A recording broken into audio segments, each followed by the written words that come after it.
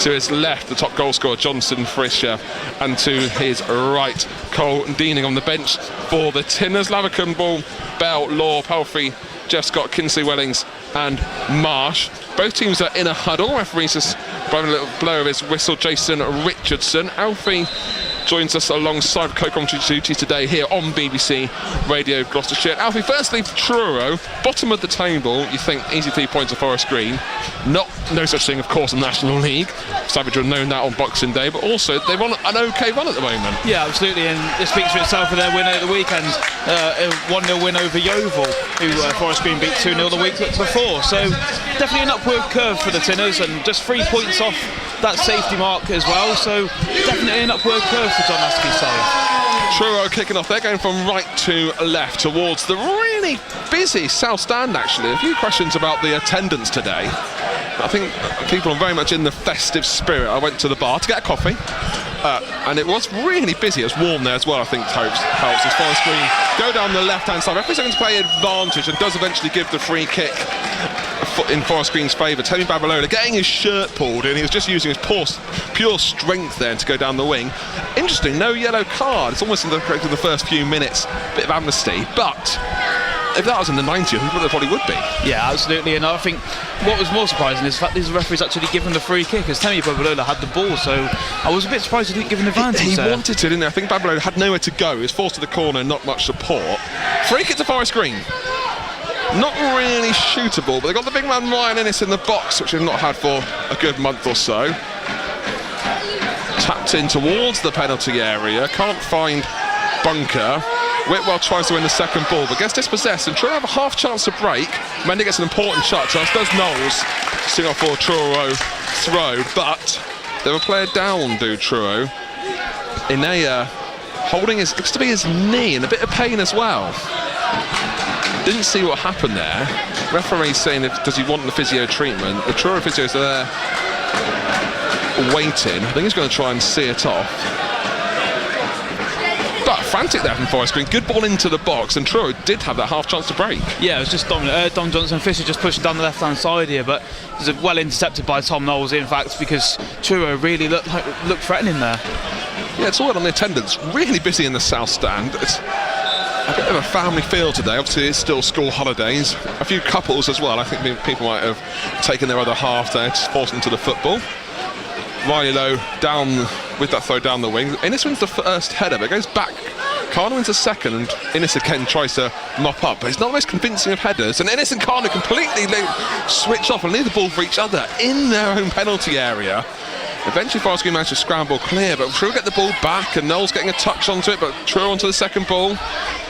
Forest Green on the back foot at the moment. Knowles winning himself a free kick. He does, just outside the penalty area, but that was nervy from Forest Green. You can tell that Innes and Carno haven't played together for a while. Yeah, I was going to say, it's actually Ryan Innes' first league appearance, and since that Tamworth game when there was talk about him going away on international duty. So yeah, just trying to find his feet again, Ryan Innes here, I think. Forest Green go up the left-hand side, across the halfway line. Good start to the game, 2.5 minutes gone. Pressure from both teams. Knowles has the ball on the right-hand side. Looking for Whitwell, who has the touch well. Wins himself a throw, trying to find Bamber. Forest Green play at the back to the defence of Innes. To Khan. He's got his mask back on. He took it off in the second half against Brackley. He can't find Clark in front of him, but Carner gets the ball back in his own half. Bunker in his own half, comes back from suspension after that second yellow card and sending off against Yeovil just before Christmas. Carno storms into the Truro half, finds Biabu, back to Bunko's, an option behind him. Knowles on the right hand now. Truro well marshalled. What a ball that was to Whitwell on the right hand side, looking to get the ball into the 6-yard box, and no one in particular. Bunker found him deliciously, and Whitwell probably could have done a bit more with it. Yeah, but a good opportunity for Forest Green nonetheless. Just that chance creation, something that they were missing a lot on Saturday, I think, really. But yeah, it's a positive start from Forest Green, and a good cross from Whitwell, but just not good enough to beat the goalkeeper. Huge kick from Stone from one end to the other. Ryan Innes with a massive Ryan in his head, and that's what they were lacking on against Brackley. Just someone to win the first ball, but not only win it convincingly and get a good 30 yards with his header, and exactly that's what Ryan Innes did. Mendy pushed up to midfield today. Still wearing captain's armband. Savage is the captain, club captain, without Jordan Moore-Taylor, who's out long-term injured. Despite saying they need a bit of experience on the pitch, I guess you've got the experience of Ryan Innes, just not wearing the captain's armband today. Babalola wins the flick on. There's no one in front of him, and Truro clear through Harrison. Good link up to find Harvey. Long cut up with Johnson Fisher. Back to Riley Lowe. They're overloading the left-hand side of Truro. Forest Green have numbers there. They're searching ball into the middle. Innes gets an important interception flick, which goes back to Ice hands. And Ice bowls that quickly. Forest Green have a chance to break here. Mendy goes forward, needs to play it quickly, finds Whitwell on the right-hand side. Truro have the numbers back. Forest Green still have possession. Bunker's got it 35 yards away from goal. Calls to shoot. Doesn't. Finds Whitwell to Clark. Back to Whitwell. Abu to Mendy. Mendy, edge of the area, calls him shoot. He responds and his shot goes over the bar. And yet again, we can say that Mendy's still searching for his first goal in a Forest Green shirt. Yeah, and it definitely wasn't going to come from that one. That shot ended up being absolutely nowhere near the goal. But like I said earlier, it's chance creation that Forest Green really need in these opening sort of 15-20 minutes of this game, just to try and put Truro under a little bit of early pressure. 5.5 minutes gone here on BBC Radio Gloucestershire. Thank you very much for joining us wherever you may be. Hopefully you're a little bit warmer than it is up here at the new lawn. Still goalless, Forest Green 0, Truro 0. No clear-cut chances from either side, but both teams enjoying possession. Truro beating Oxford on Boxing Day.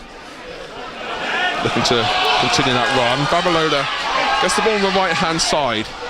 I think not too many options, but one of them in there is Bamber, who gets the ball on the right-hand side of the penalty area, forced towards the corner flag, wins off the corner. Forest Green's first of the day. And Babalola, the way he ran to pick up that loose ball was impressive. Yeah, it's a great bit of work done that right-hand side from Babalola. Good through ball to find Bamber as well, and even better work to win the corner.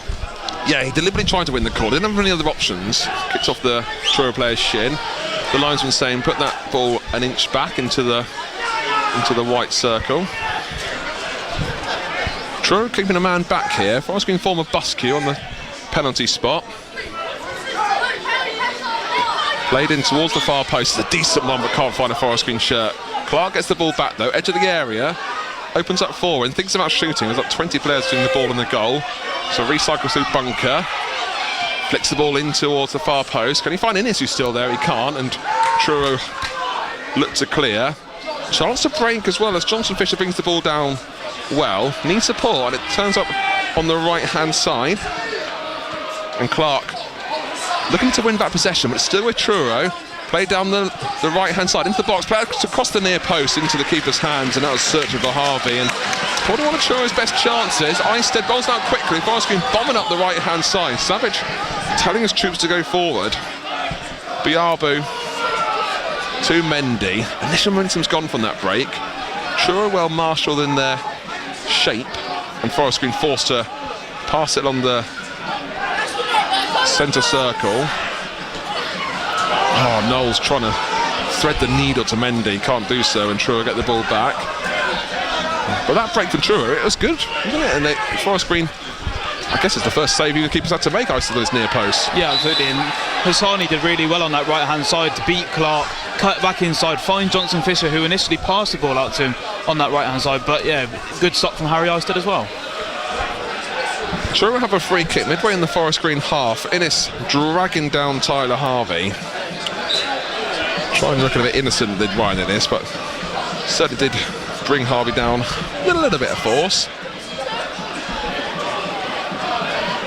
Referee Jason Richardson just stopping play at the moment, saying wait for the whistle. Two Truro players on this, of Dean and Riley Lowe.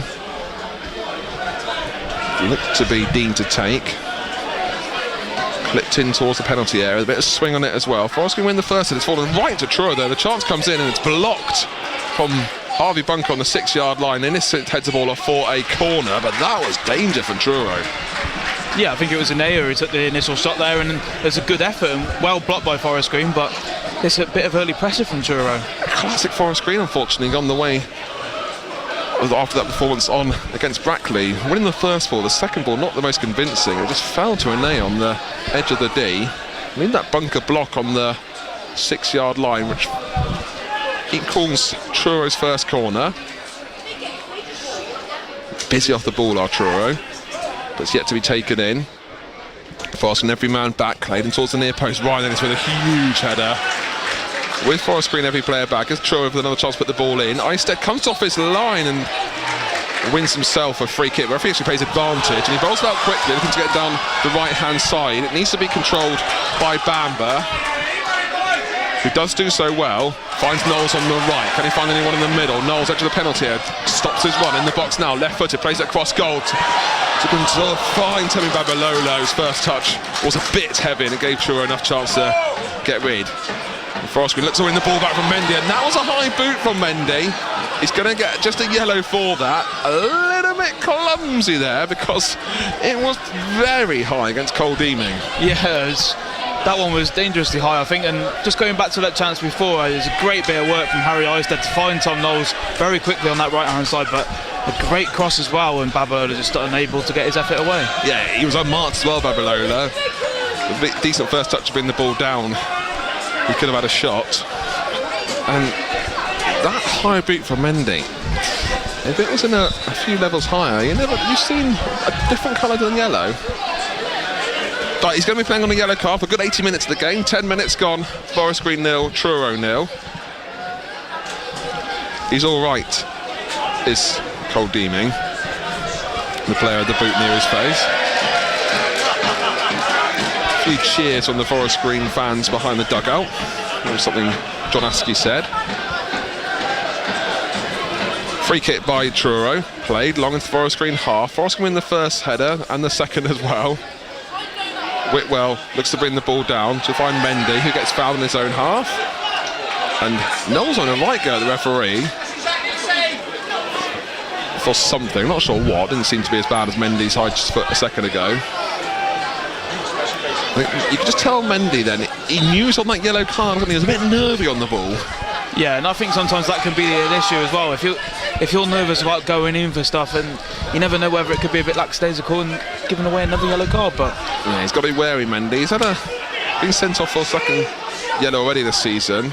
Knowles on the right goes past his man, crosses the halfway line, finds Babalola, uses his strength well, touch to Bamber. Might have won himself a throw. I think it goes Truro's way. It does, just a couple of yards up from the corner flag, deep in the Truro half. 12 minutes gone, still goalless here on BBC Radio Gloucestershire. And you can't really tell the team who's looking to get to the top of the table and to not be bottom at the moment. No, and I think that speaks to Truro's recent form as well that they've picked up, and yet to win away as well this season, so they'll be certainly looking to do that this evening, with Forest Green on the back of that defeat on Boxing Day. Forest Green mop up by tapping the ball back to Eistedt, who finds Biarba on the left-hand side, uses his pace. They're all in the box yet though. Babalola's lurking there now. Finds Bunker, who's been missed when he's suspended. Gets that ball into the box, finds Babalola, chests the ball away from goal. Needs support there, but managed to brush off two challenges. Finds Bunker. Mendy's the only option in the box at the moment. Clark on the left, back to Whitwell. Truro not letting Forest Green get any shots in. It's with Whitwell now. Back to Bunker. Well, keeping their shape are Truro. Clark to Bunker. Forest Green just having a feel for the ball to try and break them down.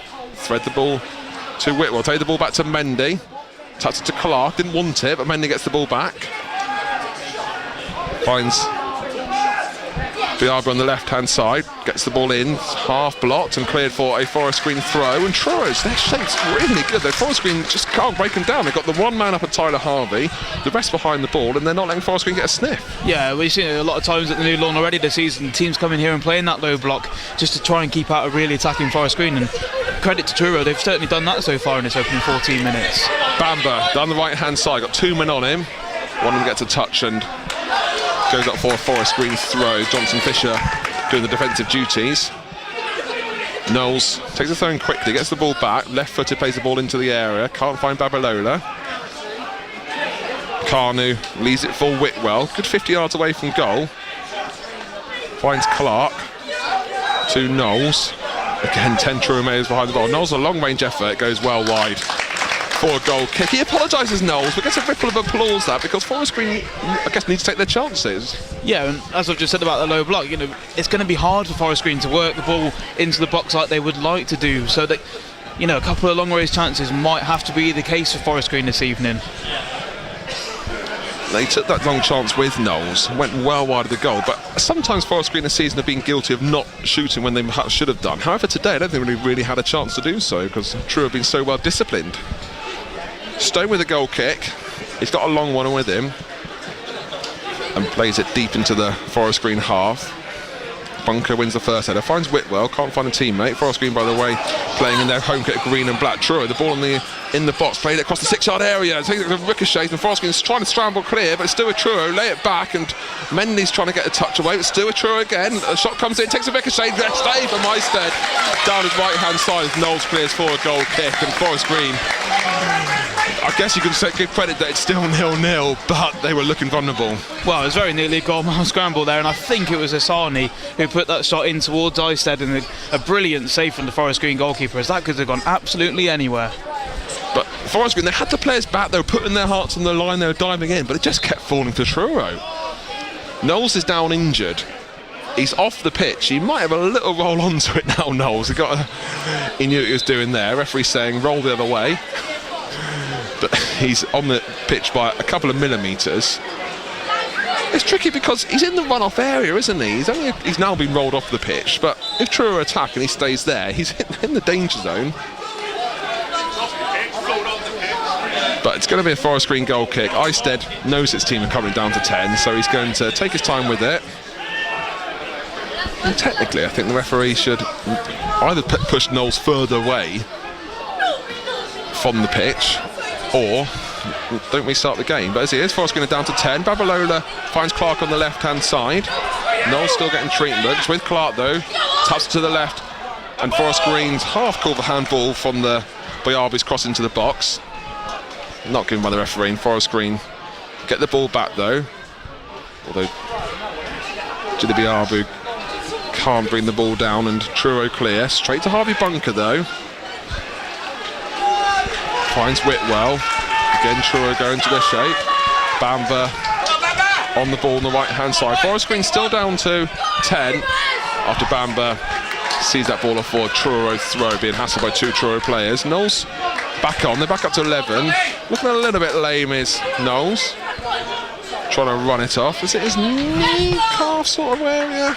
Yeah, I think it was his knee. Just how he jogged back round the south stand into the east, and it did look to be limping a little bit and serious discomfort, but continues so far. Truro in their sky blue away kit. It's the word on the Truro support. I reckon a good 200 of them have made the trip, the long trip. That's short for them.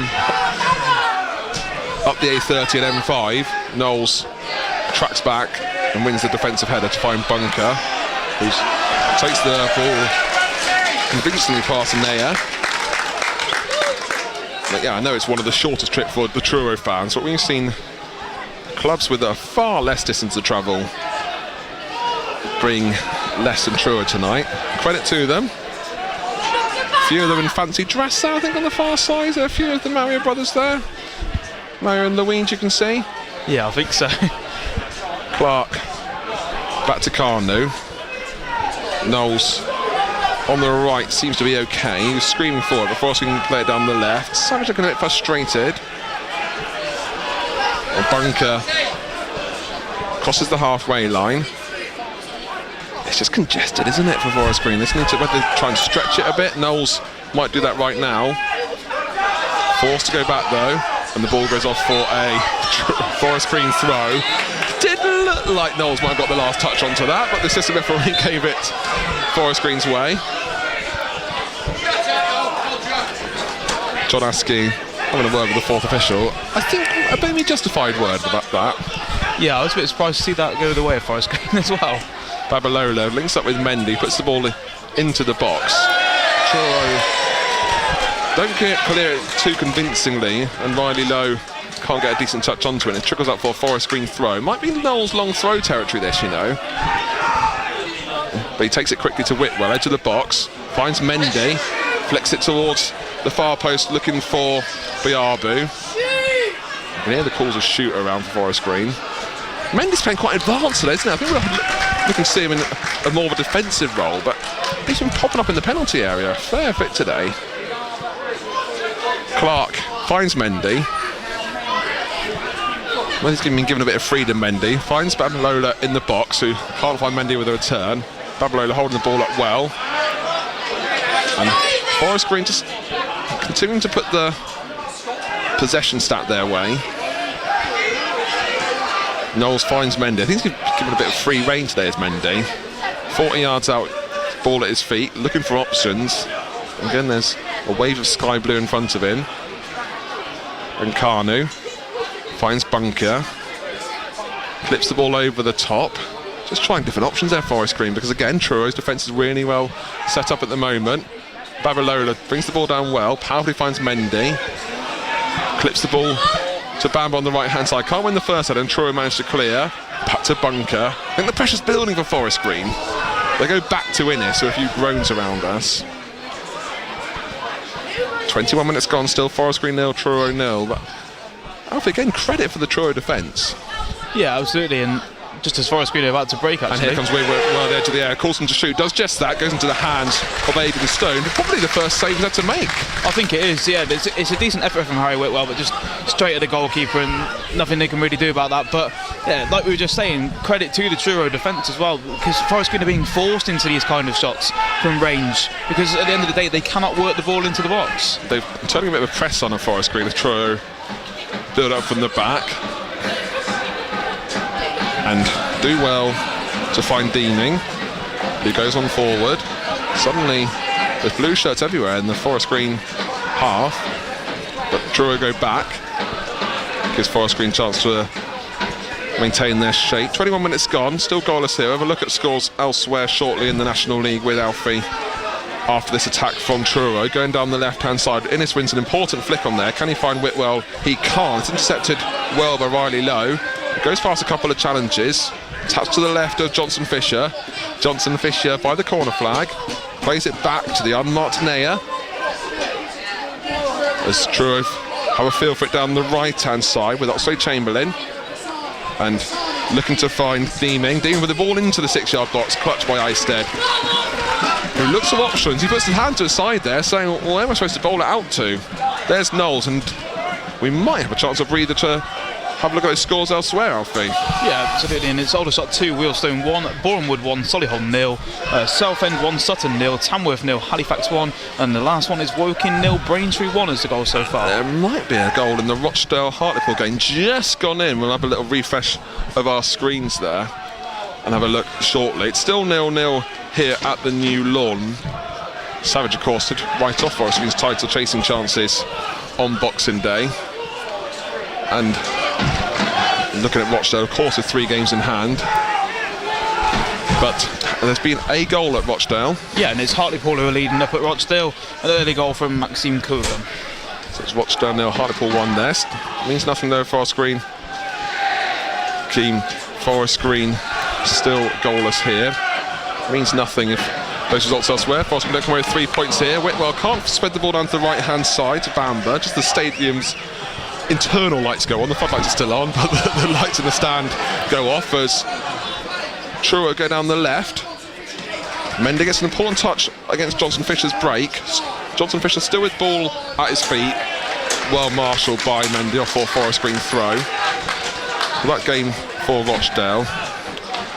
They're at home on paper, but playing at the Wham Stadium home of Accrington as their pitch gets relayed. And Hartlepool currently leading there. Clark on the left hand side crosses the halfway line, looks options in front of him. There are ones there, but not where he passed it to, and it was easily cleared by Harrison. And Truro win themselves a throw just inside the Forest Green half. Forest Green, you can tell that they've been better than they were on Boxing Day. Low bar, of course. Yeah, absolutely. But like we've said before, it's absolute credit to Truro for how they've played so far. Here comes Truro though. Johnson Fisher can't control that ball to him, but does well to recover and tap it back to Riley Lowe. Looking for options in the box. He taps it intelligently to Naya. Naya plays it across to the near post and clutched by Eisted, who's doing well today. He's one of the two keepers actually. Maybe not, he's had that fantastic save down to his right hand side, but dealing with balls in the 6-yard box well. Bunker wants options, he drives on forward. Force go back to Knowles. Finds Tony Babalola, who's second, loses out to Harrison there, who's tasked with just marking Babalola. Innes with the big header, can't find Whitwell, he gives away a foul in the Truro half. Savage sat down in his technical area as John Askey's marshalling his troops. Savage back up. I think there's been a bit of discussion with his managerial team. Looking frustrated though, isn't he, Mr. Savage? 25 minutes gone. Free kick in the Truro half, taken by Stone, their keeper. Oh, nice orange kit. The South Stand trying to make themselves heard. Really busy there, isn't it? About 95% full there in the South Stand. Knowles clears it forward, looking for Babalola. Can't win the first ball, and Truro win the second as well. Cleared into the night sky. Bunker can't control that bouncing ball either, but he does well to recover and tack it back to Innes, who marshals it out for Eisted to come right to the edge of his area. That's experience with Ryan Innes there. He's been called upon today. Defensive counterpart Carnu on the halfway line, touches to Bunker, wants to find Bamber on the right. Bamber wins the first header, but can't find a teammate in the green and black of Forest Green. I think the crowd are getting a bit frustrated now. Bunker stays strong there as Truro lets get the ball down the right hand side. I think he was knowing what he was doing there, blocking the run further forward. Referee gives a free kick. And Truro take the free kick quickly down the right hand side. Forest Green now the team with men behind the ball. Runs into the box. Truro go with Deeming. Been marshalled by Mendy. Clark goes up and helps support his teammates. That wins the ball back cleanly. Brushes off a couple of challenges. Looks to break on forward. Finds Bamber on the right hand side. Storms across the halfway line. Finds Temi Babalola. Checks his run. Goes back to Clark. Give enough time for Truro to get men behind the ball. They've got 10 of them now. To Mendy. To Jillaby Arbor on the left. Forcing their options in the box, but he's on the left hand side now. A few little step overs. Eventually plays the ball in. Can't find Babalola. Falls to Bunker. Calls to shoot. Doesn't. Plays it to the left hand side of Biarbio again. A few little cheeky step overs. Goes past his man. Plays the ball powerfully across goal. And it goes over everyone. It might stay on. No, it trickles off for a throw in Truro's way. And again, Truro's defence stayed strong and didn't let Forest Green have any touches in the box. Well, again, if they're going to pack that many defenders into the box, it's going to force Forest Green to try and hit that cross a little bit harder. And in fact, Biarbo's hit it too hard there, and it's gone out for a Truro throw-in. They go down the wings to Forest Green, and they can't get any luck there. Credit to the Truro defence. Throw for Truro. Eventually it's going to be taken up the left hand side by Riley Lowe. Innes with the header. Bunker finds Mendy.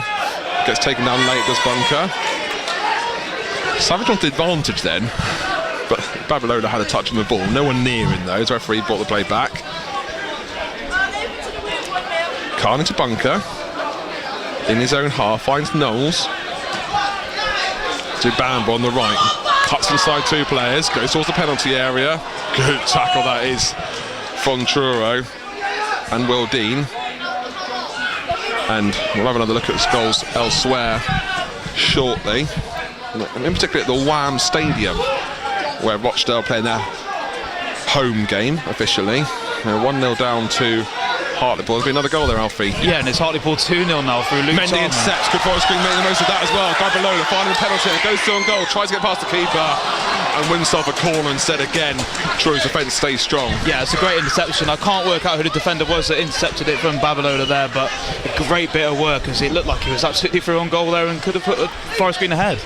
Bit of an angle for him. He wasn't straight in on goal, but a good chance nevertheless. Maybe Forest Green's best chance in the first half. But as you said, Alfie interrupted, saying, well, for those teams chasing the top spot, Rochdale being 2-0 down is good. It'd be better if Forest Green can score from here. Clark with the corner. Truro keeping a man up, and Forest Green only keeping one man back. They've packed the far side of the 6-yard box of Forest Green for this Clark corner. Play it short to Whitwell. Whitwell plays it back to Bamber, has a shot, well blocked by Troy. It tickles in, second time round. What a finish that was for Forest Green. It was Jilly Biabu who it came to. He had the shot, it was blocked well, came back to him again, had a second bite of the cherry, and Jilly Biabu put Forest Green ahead. Yeah, what a finish that was from Biabu. Took the initial shot, bounced straight back to him, and nice volley into that bottom right corner. And I think he's gone and celebrated in front of the Truro fans, who I think might have been shouting something at him as well down that left-hand side. Yeah, he didn't need to do that, did Jilly Biabu? It was a well-worked, hey, let's talk about Forest Green scoring from the corner. It was a really well-worked corner routine. They played it short to Whitwell, who found Biabu, had the shot completely unmarked. It came back to him fortuitously, but then a real clean shot with that second time round to beat the keeper. And there's been a lot of talk about the Forest Green set piece as well, both attacking and defensively. So it's really nice that Forest Green have been able to get one just there with Biabu opening the scoring. But what a finish it was. It was, yeah, and Truro had the men back there, didn't they? And you almost feel sorry for them because they've done such a good job defensively, but finally Forest Green score from a corner. Not directly, but second, third phase, which all counts. As Forest Green clear, Whitwell brings the ball down on the halfway line, and Truro tried to go down the left, but it's well back from Forest Green. For Truro, they're going to have to change things a bit. They've did a good job for the first half an hour or so, keeping Forest Green away. But Forest Green have broken the deadlock, and suddenly the crowd have woken up. Ennis plays the ball looking for Babalola, brings the ball down well, leaves for Whitwell, who runs into a bit of traffic, but Babalola gets the ball back using his strength, gets to Biabu on the left hand side. Biabu goes past one challenge, won himself a free kick, and this is shootable for Forest Green. Biabu with that clean finish as well, wasn't it? That second chance well. And the keeper, I think it might have been a bit missighted, mate, of Stone. Just saw it go to his left. Yeah, I would say so. There was quite a few Truro defenders in the middle alongside those Forest Green players. As like we said, Harry Eisted and Tom Knowles were the only players that were actually outside of the box, I think, for that one. So it was, yeah, certainly congested. Well taken, the goal. Can Forest Green make it 2? Set piece now. We've got Dan Watson, who is the attacking set-piece coach now, Savage said in his pre-match press conference.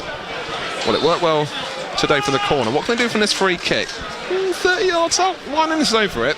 Having a chat, I don't think he's going to be taking it. But you've got Clark, Biabu and Knowles all over it.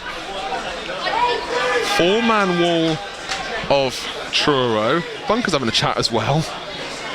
I think it's going to be Clark to take. We've seen him score from here at open play. What can he do from the set piece? Innes is there as a target man, as is Bunker. Is it going to be Clark or Biabu? It's going to be Biabu with the shot. It's decent. Goes into the hands of Aidan Stone, the Truro keeper. Went for power there. And another shot on target. Knowles wins the ball back for Forest Green off the Stone clearance. As Mendy finds Innes. To Bamber, down the right. Goes past one. Only got Babalola in front of him, who he finds. The little 1-2, back to Bamber. Goes past one challenge, in the box now. Plays it across the 6-yard area. Can't find Babalola, and Truro managed to clear. And look to break forward, but Innes comes into the Truro half to win it back for Forest Green, and Carnu calmly chucks the ball down and finds Innes. Savage gives a big applaud there for Yaya Bamber. for that attack. He's linked up well then with Babalola. Babalola trying to be searched for again, but Harrison takes the ball off him.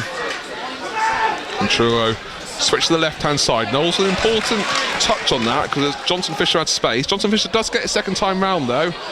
And Forest Green put the challenges in, still with Johnson Fisher. Ball played across the 6-yard box. Thomas in for Truro, equalise. Good pace through them.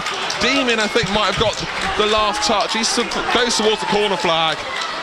And it was good work from Johnson Fisher down the left. That's Demon, and Forest didn't deal with it. And now it's one apiece. Yeah, it certainly was Demon. And what a bit of work that was from Johnson Fisher down the left-hand side to beat Knowles as well as he did. Great cut inside on the left-hand, just on that left-hand side. Finds Demon in the middle for a great finish to make it level.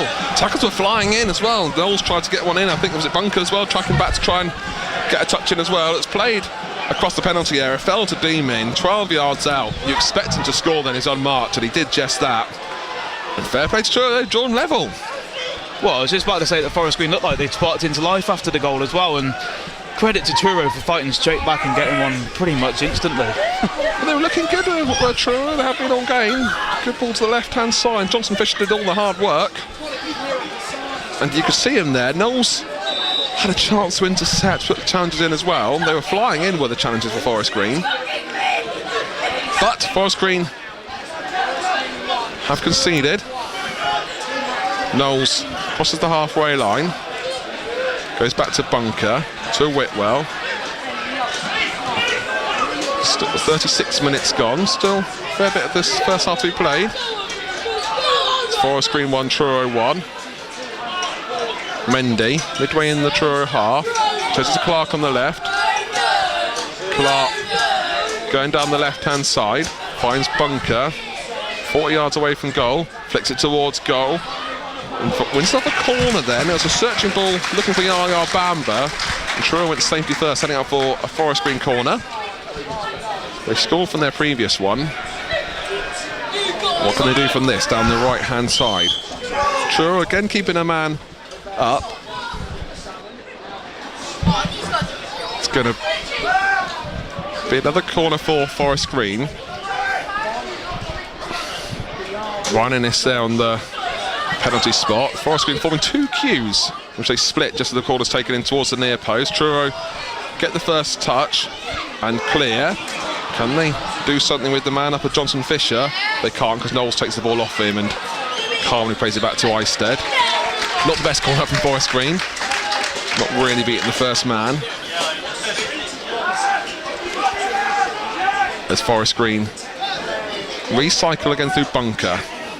Forest Green 1, Truro 1. 37 minutes gone here on BBC Radio Gloucestershire. Bamba to Knowles. Might have won himself a throw. No, Bamba gets the ball back, drives towards goal. Might have won himself a corner there. Let's go for a goal kick. It's going to be a Forest Green corner. Again, Innes and Carnu trot up to the penalty area. It's going to be someone they're discussing, aren't they, Forest Green, who to take the corner. It's going to be Chidi Bialbi taking this corner. I think it is, isn't it? That's another set-piece routine. This sees Forest Green form just the one queue on the penalty spot and split, but Forest Green take it short. To Whitwell at the edge of the area. Clark, he finds it back to. Momentum's gone now for Forest Green from this corner because Truro think they can get this ball back. It's still with Biabu, puts the ball in left-footed. Is it overhit? It is, and goes into the hands of Stone, the Truro keeper. Another poor corner, unfortunately, Alfie. Yeah, I was going to say we have one really good corner, a great routine for that goal, but the last two for Forest Green have been really poor. The one from Biabu not beating the front man, and then just that one there, the momentum was gone by the time they played the pass to Clark. Yeah, they tried to go short, but you're right, the players in the box were just calling for it, and Forest Green couldn't get the ball in there. So Truro had the ball back with Harrison, who plays it straight out for a throw. Not sure he's trying to find Riley Lowe or something, but he powerfully played it off. Forcing to take the throw quickly. And an obvious free kick there from Temi Babalola, shoving Harrison onto the floor. Right in front of the assistant referee. Probably didn't need to do that, Babalola. He could have just used his pure strength to maybe win himself a throw. Yeah, I think the Truro defender was just seeing it out as well, so Yeah, just probably a clumsy decision there just to give away the free kick. 39 minutes gone. Forest Green 1, Truro 1. Biard with the scorer for Forest Green, Deeming for Truro. Set piece for Truro, deep in their own half, and Stone the keeper will take. He can get some distance with his kicks, can Stone. He's saying, when should I play it? I think he's waiting for the whistle from the referee. Plays it long, down the left-hand side. And Forest Green haven't picked up Harvey there by the corner flag. And Innes having a bit of a battle with Harvey to try and get the ball back. I think Innes thought he won the throw-in. And a bit of afters there as well with Harvey and Innes. Referee's blowing his whistle. It's going to restart with a throw, I think, for Truro. Innes having a talking to the referee. See what happened there, Alfie? No, I couldn't really. I just saw the ball going for the throw-in, and Harvey was on the floor, and I think Innes went in afterwards, but I can't really work it out for definite. Referee's talking to Harvey and Innes. They were just saying calm down. It's going to be a Truro throw. They're lining up for a long one. Referee still talking with Harvey and Innes. No cards or anything given, just a stern talking to. But long throw for Truro. Just Forest Green, every man back in the penalty area. They get distance with it, really good distance in the 6-yard box. Forest win the first header and the second as well. But Truro get the ball back, looking to search down the right-hand side. Clark can't bring down that bouncing ball, and Truro through Riley Lowe get there. But Mendy surely wins up a free kick. It should be potentially a yellow card as well. Referee doesn't allow Forest Green to take the free kick quickly because the yellow card will be given against the Truro player. Do you see who it was? Yeah, I think it was kind of Riley Lowe there just for the pullback on Mendy. It was looking to break, wasn't it? It was a really obvious shirt pull to stop the break. So Savage having a go at the fourth official, not sure what for. They got the yellow card. Babalola might have won himself a throw. Good work to do so by the corner flag in the Truro half on the left-hand side. A throw back to Bunker. Force back to Carnu. Clark an option again. Picks the ball up. Gets the ball back. Challenge off the ball, which is waved away from the referee. Actually, no, gets the advantage. They saw that late challenge. The Forest Green on the left-hand side. Bamber looking for options on the right. Knowles makes the run forward. Whitwell behind him. Still the ball is Bamber. He might have shown too much of it and gives away a silly free kick. That's silly from Bamber. Knew exactly what he was doing there. He might get a yellow card. He does there, just lashing out. That was a bit cheap, that one from the referee, gotta say. But it was an obvious one from Bamber. He gave the ball away and lashed out frustratingly. Yeah, it's a very easy yellow card to pick up, and Truro really, they didn't look like they were breaking away or anything as well, so it's just a poor decision there, I think. Poor decision from Bamber, I think, yeah. Maybe a harsh yellow, but he gave the referee a decision to make. 2.5 minutes of normal time to go here in the first half. Forest Green 1, Truro 1. Truro frustrating Forest Green with their shape. Innes wins an important defensive header. But Truro get the ball back. Through Inea, down by the corner flag. Innes might have won himself a throw. No, it goes Truro's way. And it means another long throw is going to come into the box. Oxlade-Chamberlain to take. And he gets some distance, doesn't he? Absolutely, we're almost talking about Oxlade-Chamberlain territory rather than Knowles territory here. Yes. The previous throw got pretty much to the near post. It's an important moment this for Forest Green. The fourth official fiddling with his board. So we're 90 seconds away from the 45. Throw into the box. It's loopy. First header won by Truro, but goes into the hands of Eisted. Look how quickly Bamber's got up the right-hand side. He's got 3 men on him. Can he bring the ball down? He can't, and Truro half clear. Knowles sees it off for a Forest Green throw. Wants to take it quickly, but Truro do reorganised. I don't think Forest Green played bad this first half. Truro played really well. Yeah, absolutely. I completely agree. I mean, as we said, that defensive low block's been really good, and they've been great on the counter-attack as well. Babalola taps back to Mendy. He has a long-range shot blocked by the defence of Truro. Clark gets the ball back on the halfway line, leaves it for a throw to Bunker. Finds Innes.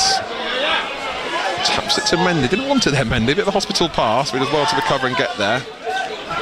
Claps it to Babalola. Holds the ball up well. Back kills it to Whitwell. Goes into the box. Goes past one challenge. Runs into a bit of traffic. Might have won us off the corner. He does. That's a bit of how Whitwell magically saw then. He's been relatively quiet, has Whitwell, in this first half. The fourth official's yet to see his board. The scoreboard's reset at 0. But we know in the last few seconds of injury time, just the 1 minute. I'm surprised by that. Savage having a look at the fourth official as well, saying, how on earth that one? There's been 2 goals, a bit of injury time, a bit of physio action as well. Here comes the corner though from Forest Green. Goes over to Carnu, finds Innes with a glancing header. Truro clear. And they look to half break there as Johnson Fisher on the ball. But he saw Bamber. He knew he couldn't put a challenge in because he's on that yellow card. Clark gets the ball back. We're in that 1 minute of time added on. Yeah, 2 goals. A couple of injuries as well. And just the 1 minute. Mendy to Knowles. Been a few bookings as well. Knowles can't get the ball on the right hand side. It goes off for a Truro throw. And they're going to be in no rush to take this. It's God, I was expecting 2 or 3 at least. Well, I was going to say, like you say, the bookings, it's been 3 already, the 2 goals, and Knowles' injury. And that talking to Innes as well, and Harvey. That took about a minute. But the referee's made a decision. And he's also made the decision to blow up for half-time as soon as the ball goes into play. Yes, he does. Half-time whistle is blown by Jason Richardson. A few boos. I think it's more for the referee than Forest Green. It's 1 apiece here at the new lawn. Forest Green going ahead through Jilly Biabu with a good set-piece routine, which is a rarity for Forest Green this season after a well-worked corner. But Truro, just 5 minutes later, equalised. Johnson Fisher working hard on the left-hand side, brushing off a couple of challenges, getting into the box and putting it onto the Deeming's plate 12 yards out to smash home and draw level. And Alfie, a very even game considering where both teams are on the table. Yeah, absolutely, and like we said numerous times in the first half, you've got to give credit to Truro, especially with the run that they've been on, to come away to Forest Green without a win yet in the league away from home this season and give a real test to the side that set forth before this game.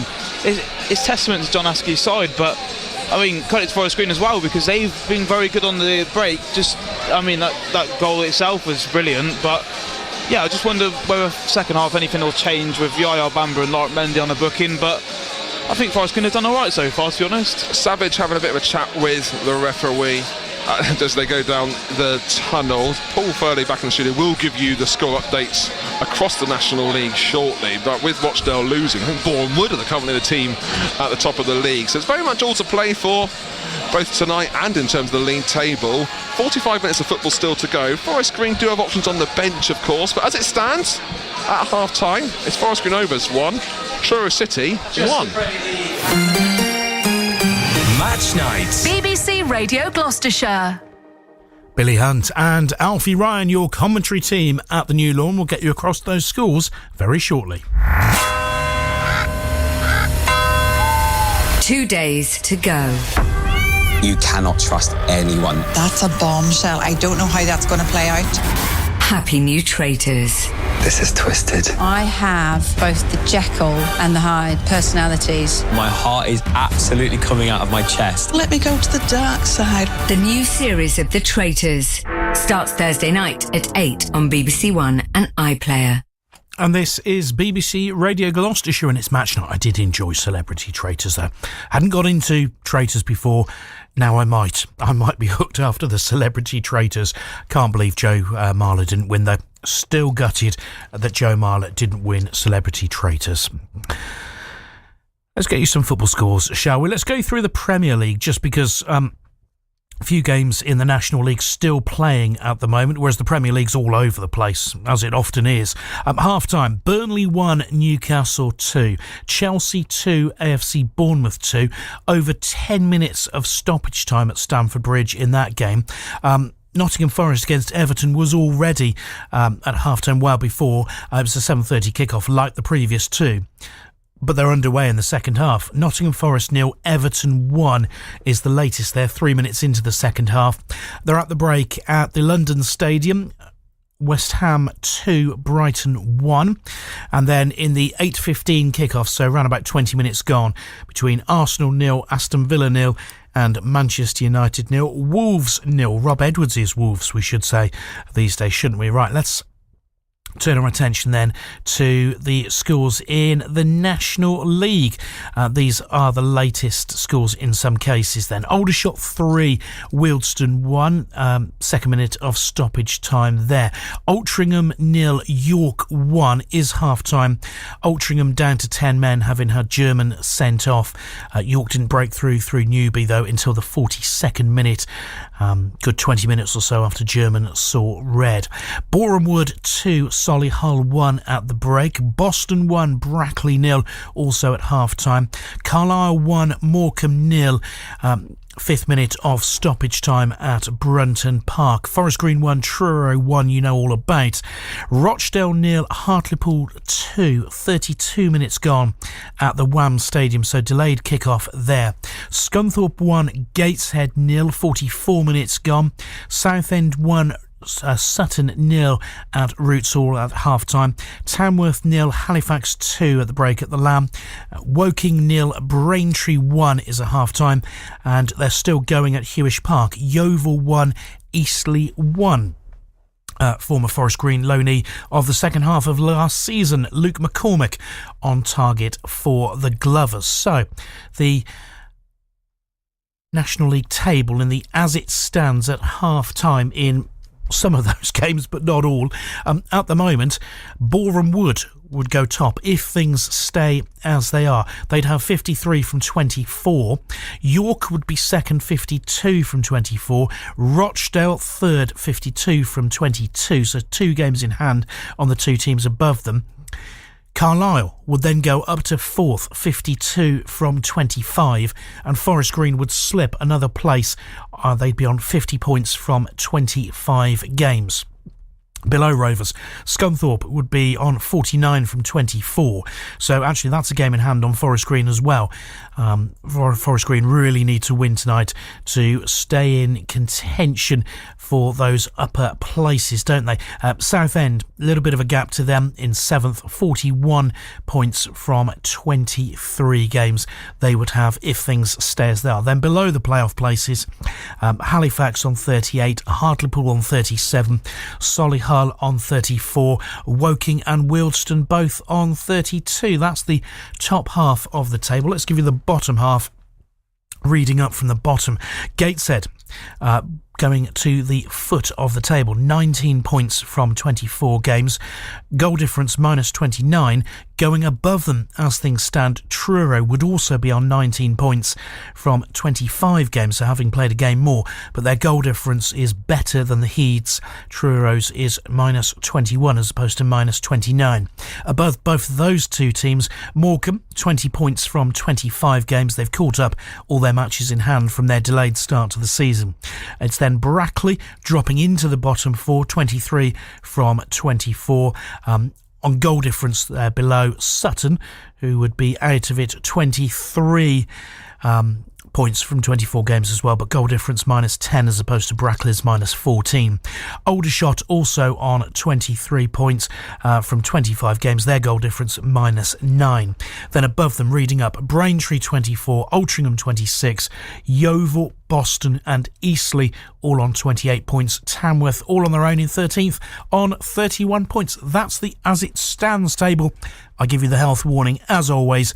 That is how it will be if all of the scorelines at the moment remain unchanged for the next 45 minutes and there are no more goals, which is a virtual impossibility, but it's a very useful indicator at various times, isn't it? We'll talk racing next. Paul Furley. BBC Radio Gloucestershire. Now, your next sport here after tonight on BBC Radio Gloucestershire sees us going under starters' orders for the new year with Cheltenham Races and Cheltenham Town, while the Robins are away to Crewe in League 2. A big crowd's expected at Prestbury Park. Clerk of the course John Pullin has been telling me today how the course has recovered since the December meeting earlier this month. Very well, Paul. We had a great 2 days racing in December, some really competitive racing and some great finishes. So it was a good meeting, but the track went back well. We've actually stepped out again off the inside line that we used in December just to try and provide some fresh ground for this meeting. So everything's in place and looking good for this week. And the weather in between, it's been a mixed bag of really mild, unseasonably mild, and we've had a couple of cold snaps as well. Has that been kind enough to you? Well, we had plenty of rain initially after the December meeting, but then we've actually been very dry subsequently.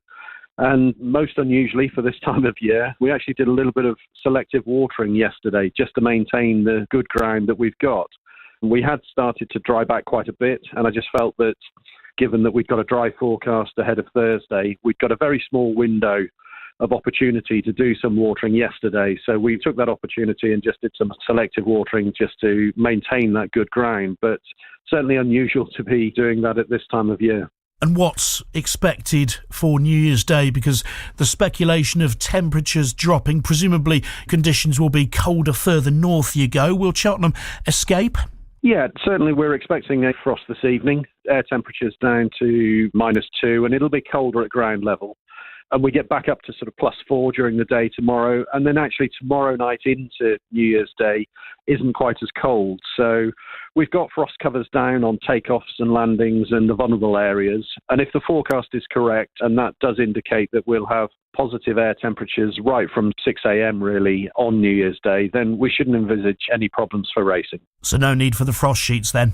Not all over the course. We've got them on takeoffs and landings and vulnerable areas, as I said, but we haven't deployed them across all of the course for this meeting based on the forecast that we've got.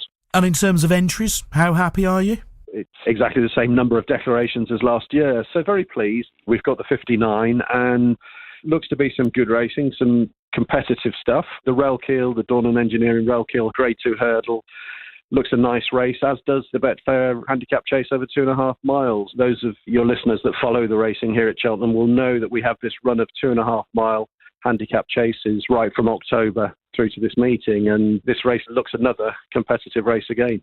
And the one thing that Cheltenham offers is, because of its unique challenge, the more practice horses can get of winning and running at Cheltenham, that can be so valuable for them, can't it? So I guess opportunities, even the Irish these days, they come over much earlier in the season, don't they? So never a bad thing to get a bit of Cheltenham form into your form book. That's right. We see from most meetings these days, right from when we start the season in October, we see horses that, as you say, come to get experience of Cheltenham, and then we see them at the festival in March. So it's a great opportunity to come again and see horses that hopefully will be competing in all of the top races at the festival. But we're looking as if we'll be busy.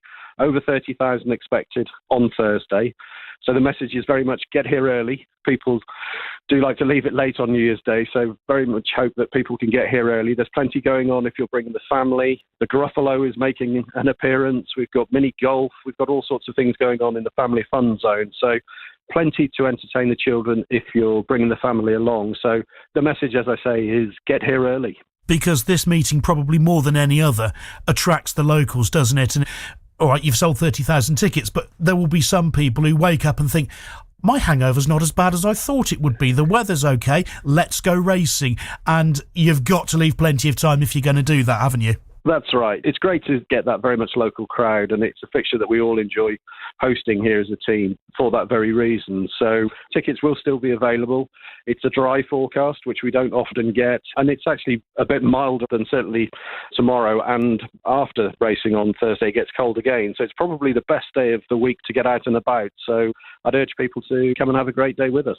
And you mentioned the local scene there as well. How much of a boost has Ben Pauling winning the King George VI chase at Kempton on Boxing Day just given that local scene a lift? Yeah, it's fantastic. Huge congratulations to Ben and the team. A fantastic result, and what a race it was to watch as well. So when we've got success in the area, it really does heighten the interest in the sport, and hopefully that will have had a knock-on effect, and there'll be more people wanting to come on Thursday here to Cheltenham to see exciting racing like they saw over the Christmas period. John Pullin, clerk of the course at Cheltenham Racecourse, talking to me a little bit earlier today. Yes, the Jukebox Man, I'm sure a very popular success, not only for Ben Pauling, but for Harry Redknapp, of course. He's the owner of the Jukebox Man, who won at Kempton on Boxing Day. You can get in touch as well, which is exactly what Stephen's done. Texted in, or in fact, actually, he's WhatsApped in on 08000 321 333. You can text as well on 81333. Either way, start your message with the word Gloss. And Stephen says, well done, Tinners. Keep at it, Truro. Not everyone listening is a Forest Green fan. Of course, some will be supporting our Cornish opponents tonight. We'll be back for the second half at the New Lawn very shortly, after a little bit of Kim Wilde. And this is the Kids in America. Get ready with your woes.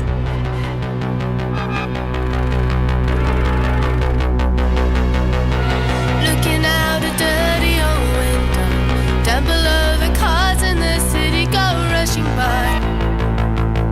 I sit here alone and I wonder why. Friday night and everyone's moving. I can feel the heat, but it's soothing heading down.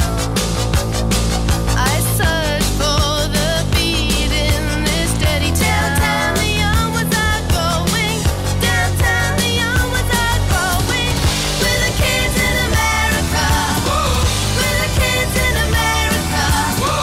Everybody lives for the music around. Bright lights and music gets faster. Look boy, don't check on your watch, not another glance. I'm not leaving now, honey, not a chance. Hot shot, give me no problems. Much later, baby, you'll be saying never mind. You know life is cruel, life is never kind. Times will make a new story. Kind hearts don't grab any glory. We're the kids in America. We're the kids in America. Everybody lives for the music around.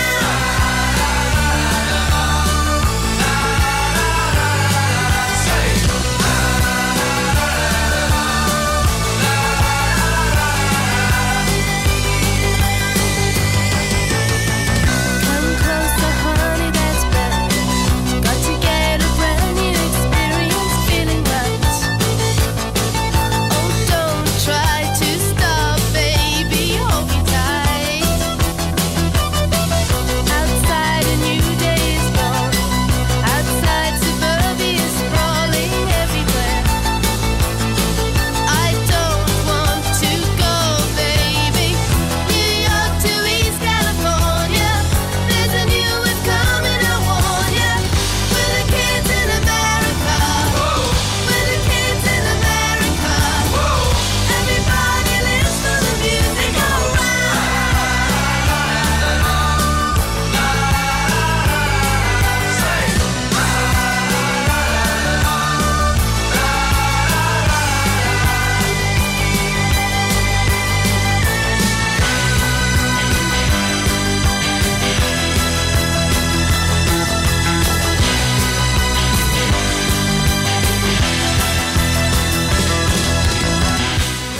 Kim Wilde and the Kids in America. It's match night on BBC Radio Gloucestershire. Players back out at the New Lawn.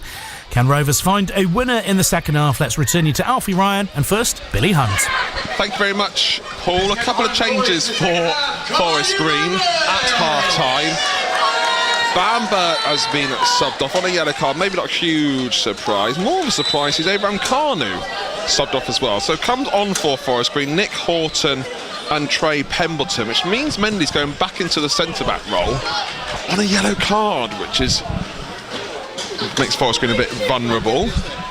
Interesting subs there. I'm not surprised with the Horton one coming on. But I am surprised at Carnu coming off. He wasn't that bad, Carnu. I think it was at fault for the goal. He didn't look too vulnerable. No, in fact, I actually didn't notice him that much at all in the first half, really. So it's normally a good sign if you're not noticing your defenders. Forest Green giving away the ball. Try to get the ball back on the left-hand side as it goes off for a thrown. Actually, no, it's well kept on by Truro. They go down the left-hand side. Pemberton with a header back to Innes. Eisted wants it, but Innes takes the ball away from him. Calmly finds Pemberton. Even more calmly plays the ball across to Mendy. Mendy in his own half, crosses the halfway line. Clark there as an option, goes back to Bunker. Mendy on the left. This is Forest Green are lining up. It's Horton at number 10, but it's also Clark's also quite narrow as well. Bunker finds Jilly Biabu on the left-hand side. Biabu to Whitwell, to Clark. 2 men on him, but the ball goes back to Whitwell. Plays it to Tony Babalola, back to Whitwell. Can't win the ball down with a flick. But Bunker gets the ball back for Forest Green. 40 yards out, calls him to shoot. There's 10 men of Truro behind the ball. Horton. Gives the ball away. But Forest Green do well to recover. No, they don't, because Jilly Biabu gives away a free kick. And a bit of a poor pass there from Horton. Now, can you see how Forest Green are lining up in the midfield? We know the back four for Forest Green. Pemberton on the right-hand side. Innes and Mendy, 2 centre-backs. Looks to be Jilly Biabu as left back. Has Knowles been pushed a bit further up? Yeah, Knowles has been pushed into that right wing position where Bamber was playing in the first half. And I think Harry Whitwell's dropped a little bit deeper into more of an 8 role rather than the 10, so that Nick Horton has the licence to be there. Truro unchanged, so it's Stone in goal, Harrison and Donnellan, the 2 defenders. Riley Lowe and Oxlade Chamberlain either side in the defensive role. As Forest Green through Bunker win the first header. Horton can't win the second though, but Innes manages to clear for Forest Green. Dean, Hassini and Inea in the midfield for the Tinners. Tyler Harvey up front with Johnson, Fisher and Deeming either side of him. Forest Green with a throw on the halfway line. I say either side of him. Harvey's been quite a lone striker for most of the first half. Mendy crosses the halfway line. Finds Jilly Biabu on the left. Needs support, does Biabu. He's got 1 man on him. A few step overs. Takes him towards the corner flag. Marshalled off the ball. Might have won himself a corner. She goes off. Yes, it does go off for a corner. Good work there from Biabu. It's a Clark corner now. They do rotate the corner takers, do Forest Green. Truro keeping a man up. Forest Green with 2 men on him. They scored from a corner, Forest Green already today. They've had a couple of poor ones since. Truro, the man on the near and far post. Most of the Forest Green players at the edge of the penalty area. They'll split as Clark takes the corner, which he does so now. Played towards the far post. Innes tried to bring the ball down. It's scrambling around. Innes again with the header into the 6-yard box. And can't find the diving Babalola and trickles off for a Truro goal kick, who Stone's in not too much of a rush to take. So yeah, I feel that Truro haven't come away with a victory away from home all season. Yeah, that's correct. So coming home from away with a point would be great for them. All 3 would even better. Cairo Mitchell's warming up for Forest Green, but pretty much in his kit, isn't he? He's got his socks and shorts out, just a train top on. Innes with the header, finds Clark, looking for Babalola, just can't be found again. I think Babalola needs a fellow striker in the middle. Stone clears long. Mendy mistimes his jump, but Innes does well to recover and get it for Forest Green. Babalola finds Biabu on the left-hand side. Cuts into the middle and finds Bunker. Spreads it to Innes. I'm concerned about Mendy's yellow card. As Innes goes down the right, wins himself a throw. The scoreboard's broken on the far side, so luckily Alfie has got the stop clock going. 50 minutes gone, it shows. Bunker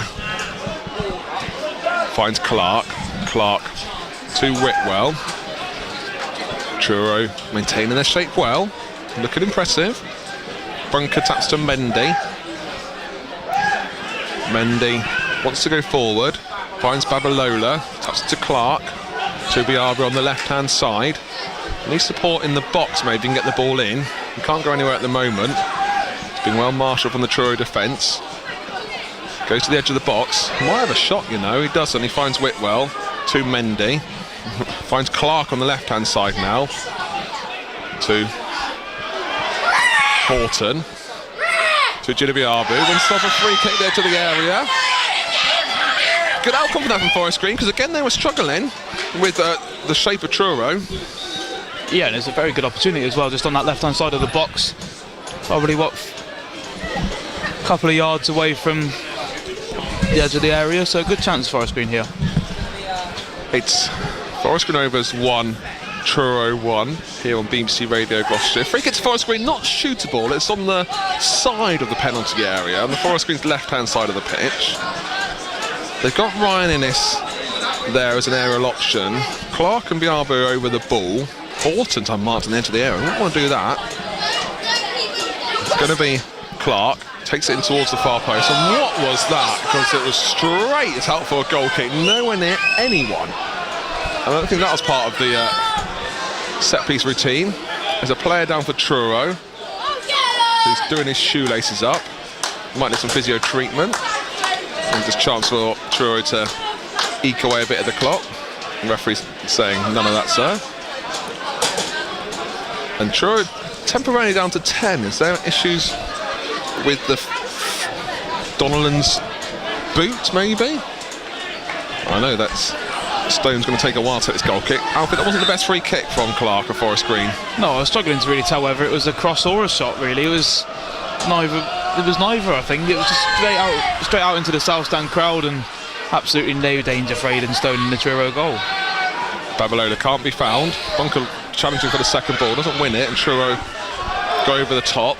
Innes calmly brings the ball down. Not a bad first touch. There's no Truro player within 30 yards of him. Bunker with a poor first touch, but to himself. Thankfully, again, no Truro players near him.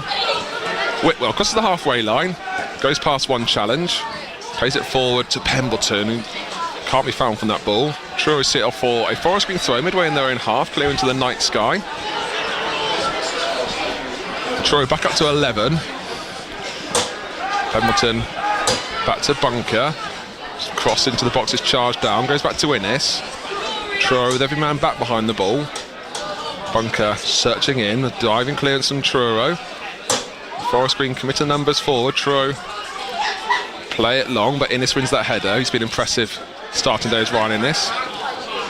Forest Green getting the ball back though. To the right hand side of Knowles. First time ball looking for Babalola, can't be found, and Truro half clear. Horton wins the ball back and wins off a throw. Again though, Truro then frustrating Forest Green.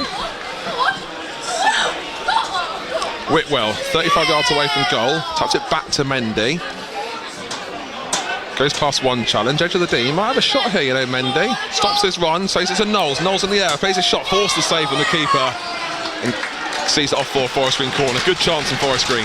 Yeah, very good chance, and well stopped by Aidan Stone. One you'd expect him to make, but a good chance from Tom Knowles, and a great ball through from Laurent Mendy to find him on that right hand side. Yeah, right ball to find him. Not known for his scoring abilities as Forest Green, Mendy, yet to do so. So tapped it to Knowles, who's more the goal scorer. Forced to save from the keeper down the line. Equals a Forest Green corner. Hit and miss these corners today. Mostly miss, but they've hit one. They've scored from one though, where it is still one apiece. Corner played in towards the near post. Can't be the first man. As the ball gets played in second time. Under the keeper's post, and it goes off for a goal kick. We hear the oohs because it was quite congested there in the 6-yard box, but Aidan Stone had it quite well marshalled. And we're 55 minutes into the second half. It's Forest Green 1, Truro 1. Stone in no rush to take this goal kick, and still Alfie very much on as even. Yeah, exactly. And, you know, as you said in the first half, Truro have been very good for their value considering their league position. So Forest Green have certainly got their work cut out this evening. Stone's goal kick down the right hand side, finds Hassini well. Forest Green give away a throw through Horton. He hasn't been completely settled since coming on at half-time, Horton. Throw for Truro, in there in half. Truro yet to make changes on the bench. Mendy wins the first header. Truro clear for Oxlade-Chamberlain into the night sky and hits the stand roof above us. Referee's just stopping play at the moment because the Truro player's hobbling. I think it might be Tyler Harvey. He's also telling Biabu to go back into where that throw should be taken. Savage in conversation with his team. Aidan Dowsh looking to come on for Forest Green. Innes to Pemberton on the right hand side. Back to Bunker. Yeah, Dowsh coming on. Maybe to go alongside Babalola. Whitwell finds space, taps it to the left hand side and finds Biabu well. Biabu sees his cross into the box blocked. Whitwell wins the ball back though. Bunker's the support. Fed it through to Horton. Horton's touch takes them away from goal again. A poor touch there from Horton.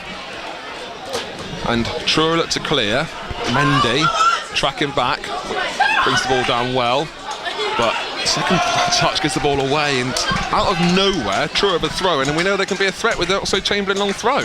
Yeah, and it's well worked by Tyler Harvey to put Mendy under that pressure just on the byline. And I mean, Truro, like we said in the first half, Oxlade-Chamberlain has certainly got that dangerous throw in, and this could go absolutely anywhere.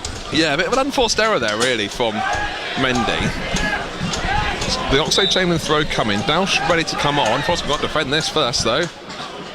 Swerving ball into the box.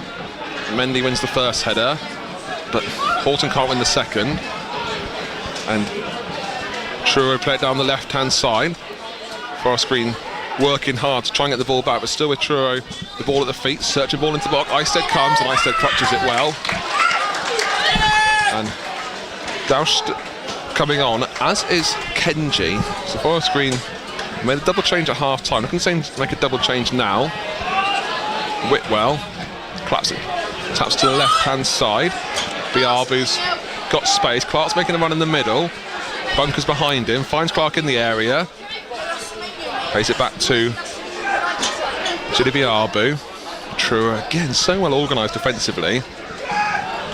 Clark gets the ball on the left-hand side, goes into the area, finds Horton, taps it back to Whitwell, calls to shoot, but there's so many players between the ball and the goal. Back to Biabu on the left-hand side, gets the ball played across goal. Truro win the first header and the second as well. As players fall in the box. Mendy can't win that ball down there, and he does do it successfully second time round, but he knows he's on that yellow card as Mendy. Finds Biabu well. Still Forest Green struggling to break Truro down. Biabu in the box. Plays it across goal, powerfully, too powerfully, and goes from one end to the other and off for a Truro throw. Again, credit to the Truro defence, who just not letting Forest Green getting anywhere near the goal. Well, that's a couple of crosses that Biabu's had now that have been overhit, and it's just overcompensating for the fact that they've packed the box so well that you can't just pick out Babalola in the middle of the box there. So, yeah, absolute credit to Truro there. Savage not made the changes just yet. Kenji and Dowsh ready to come on. I thought they were in a perfect chance to do so. There's the defensive throwing coming in, actually saying that the referee does eventually blow up for the changes. Off comes Jaden Clark and Biabu. On comes Dowsh and Kenji. So Dowsh maybe playing just a light for Clark on the left hand side. Kenji going to that left back role. Still 1-1, 59 minutes gone, just approaching an hour mark. Savage making those changes. There's only one change that Savage can make. You imagine Kyron Mitchell might be the last change. Truro yet to use the bench. Babalola wins himself a throw midway in the Truro half. No, he doesn't. Goes Truro's way. Biabu goes into the dugout. Actually goes into the change rooms, applauding the south stand behind the goal. Still a good half an hour play here. Forest Green with this possession, but not really made a clear-cut chance in the second half. Whitwell, can he do? Can he find Kenji down the left? He can't. Truro get the ball back. Kenji might have to turn on the afterburners to get back into position. Thankfully, Truro's ball forward isn't the best. And Forest Green mop up through Bunker to Whitwell. Might not have wanted it there. He does well to win himself a free kick on the halfway line. Referee plays advantage though. Bunker to Whitwell. Quickly plays it to Horton. His first touch is good. Plays it further into the penalty box, but can't find a Forest Green teammate. But Whitwell wins the ball back for Forest Green. He's got more involved in the game as Whitwell in the second half. Knowles goes past one challenge, goes to the edge of the area. Might have a shot here, you know. He's eyeing himself up for one. Plays it down to a little 1-2 and gives the ball away. And here comes Truro. They got a chance to break. They go on forward through Deeming. And Whitwell. He was impressive going forward, but impressive going back there as well, and with a really important sliding challenge. Yeah, great tackle there from Whitwell, and I actually think that's on his West Bromwich Albion teammate there from Cole Deeming. Both come through the academy at the Baggies. Yeah, he was talking to Deeming before the game. Throw in to Truro. It's midway in the Forest Green half, but they got a chance to play it long. Got a bit closer to the corner flag than the halfway line though. And these Oxley Chamberlain throws are dangerous. Goes into the 6-yard box. Header goes into Eisted's hands, but after the referee blows for a free kick Forest Green's way. Bit of pushing and shoving in the box. Eisted plays it to Innes on the right hand side, finds Pemberton. Truro find their shape again. Horton to Kenji on the left. Got Doush as an option he finds further on the left hand side. Looks to cut inside, needs options and support, finds Whitwell. Falls back to Bunker, back to Whitwell. Back to Mendy. Has a bit of a run forward. He's got to remember he's playing centre back now. He's left himself a little bit exposed. Plays back to Bunker, to Whitwell. Calls for him to shoot, 30 yards out, getting close to goal, but so congested there. Bunker to Pemberton. Knowles wants it on the right hand side, but still with Pemberton in the middle. Finds Whitwell, still outside the penalty area. Truro staying strong. Kenji finds Bunker. Ball into the middle is good to Doush. Back to Kenji. Kenji gets taken off the ball fairly. And Truro clear. Half calls for a penalty. I think that's just a good honest tackle there from Truro. Yeah, I agree with that one there, Billy. Great challenge on Kenji there to win the ball back for Truro. He would have been through to get a shot away. Here comes Mendy. Through Doush on the left hand side now. Needs options in the middle. Goes aerial. Can he find Babalolo? He can't. Truro wins the first header. Kenji heads the ball straight into the Truro player. And they look to break, but Bunker stays strong, wins the ball back. It is away for Forest Green possession at the moment, but they're not getting too close to goal. Knowles on the right hand side comes and made a run. It's a good one. Can he get a touch into the box? Wins himself a corner. Good work from Forest Green. We've seen a few teams do this season, haven't they? Truro are so well marshalled defensively. Yeah, and I think it speaks to the number of corners that Forest Green have actually had, because they've had to turn everything behind from Forest Green's crosses, and just here's another one. Truro again keeping a man up. Horton under this corner. He's going to go long. Innes joins his teammates on the penalty spot, former Q. Doush is in the 6-yard box. Horton plays it low, looking for Innes. The cross header, and it goes wide. Off for a goal kick. Innes was found there. I'm not sure he got the final header. I think he won the first ball, and it's another Forest Green player got another header onto it, but went wide of the goal. I think it might have been Babalolo who's got onto the end of that one. But yeah, I thought Innes did this, and he won the contact there from the corner, but I think it finds the Forest Green striker and it just drifts wide narrowly for a goal kick. 65 minutes gone. Forest Green 1, Truro 1. There's a chance to look at scores elsewhere in the National League. Alfie is Mendy wins himself a free kick, and we have a look at those scores elsewhere. Yeah, and it's Aldershot 3, Wheelstone 1, York 1, Altrincham 0, Bournemouth 2, Solihull 1, Boston 1, Brackley 1, Carlisle 1, Morecambe 0, Forest Green 1, Truro 0, you know all about, Rochdale 0, Hartlepool 2. Forest Green 1, Truro 1, must say, Alfie. Sorry. Could be something else though, as Truro come on forward. They've got options as they're looking to break. Innes not put a challenge in, the shot goes well over the bar from Johnson Fisher, but yeah, a decent break there, and it's worthy of shooting. I'll let you continue, Alfie. Yeah, apologies if I say it there. Rochdale 0, Hartlepool 2, Scunthorpe 1, Gateshead 0, Southend 1, Sutton 0, Tamworth 0, Halifax 2, Woking 0, Braintree 1, and Yeovil 1, Eastleigh 1. So as it stands, it's still Bournemouth top of the table, I think. Not many people would have money on. They absolutely are. On 53 points, York City on 52, as is Rochdale and Carlisle. Forest Green on 50 as it stands. Babalola, edge of the box, looks to turn and shoot. He tries to get a shot away. And a clumsy challenge there from Babalola, gives away a free kick. There could have been a free kick the other way though. The two players went in for it, and Babalola was the perpetrator. I think he's also asking he could have been the victim.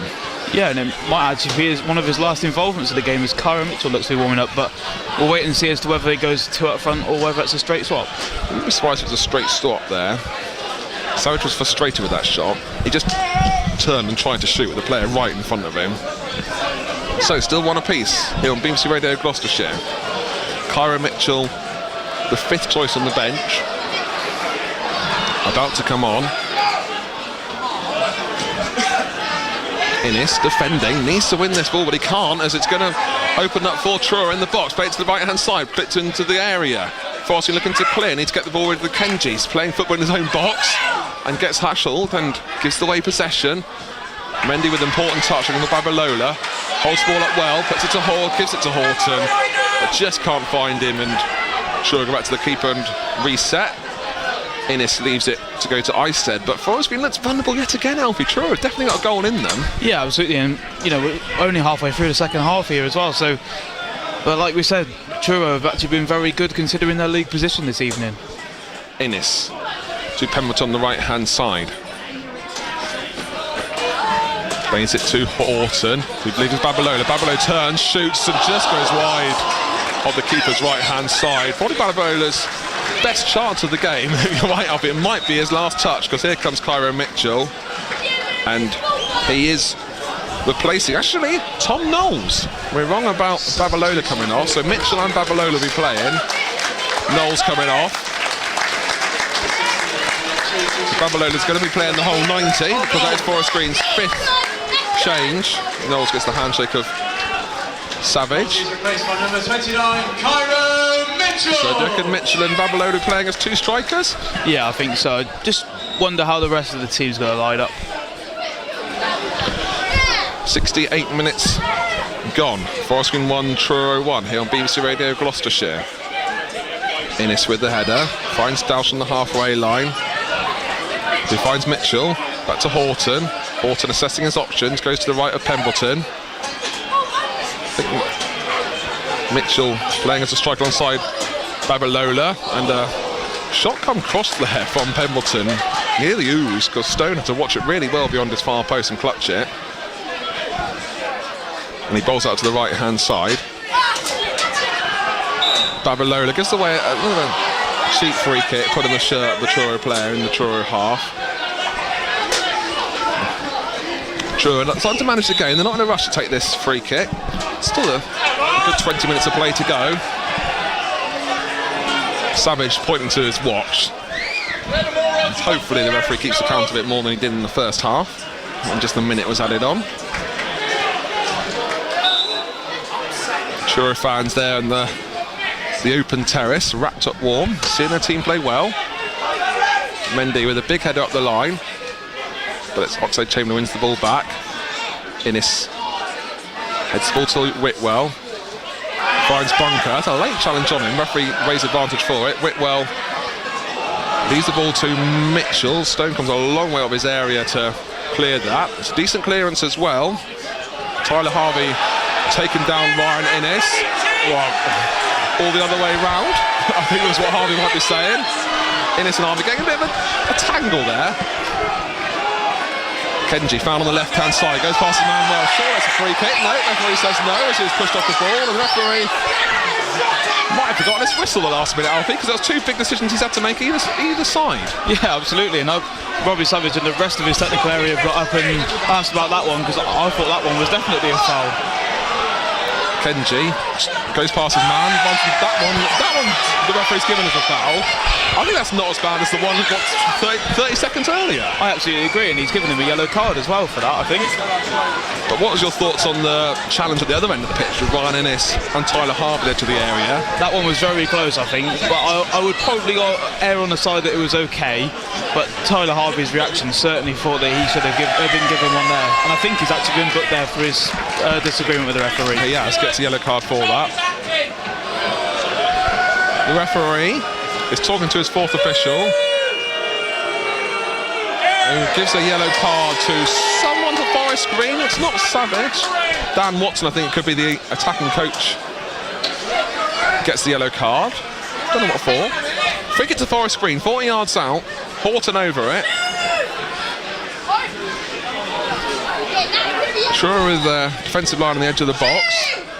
Horton plays it into the area. Truro win the first header easily. Goes out to Pendleton, calls him to shoot.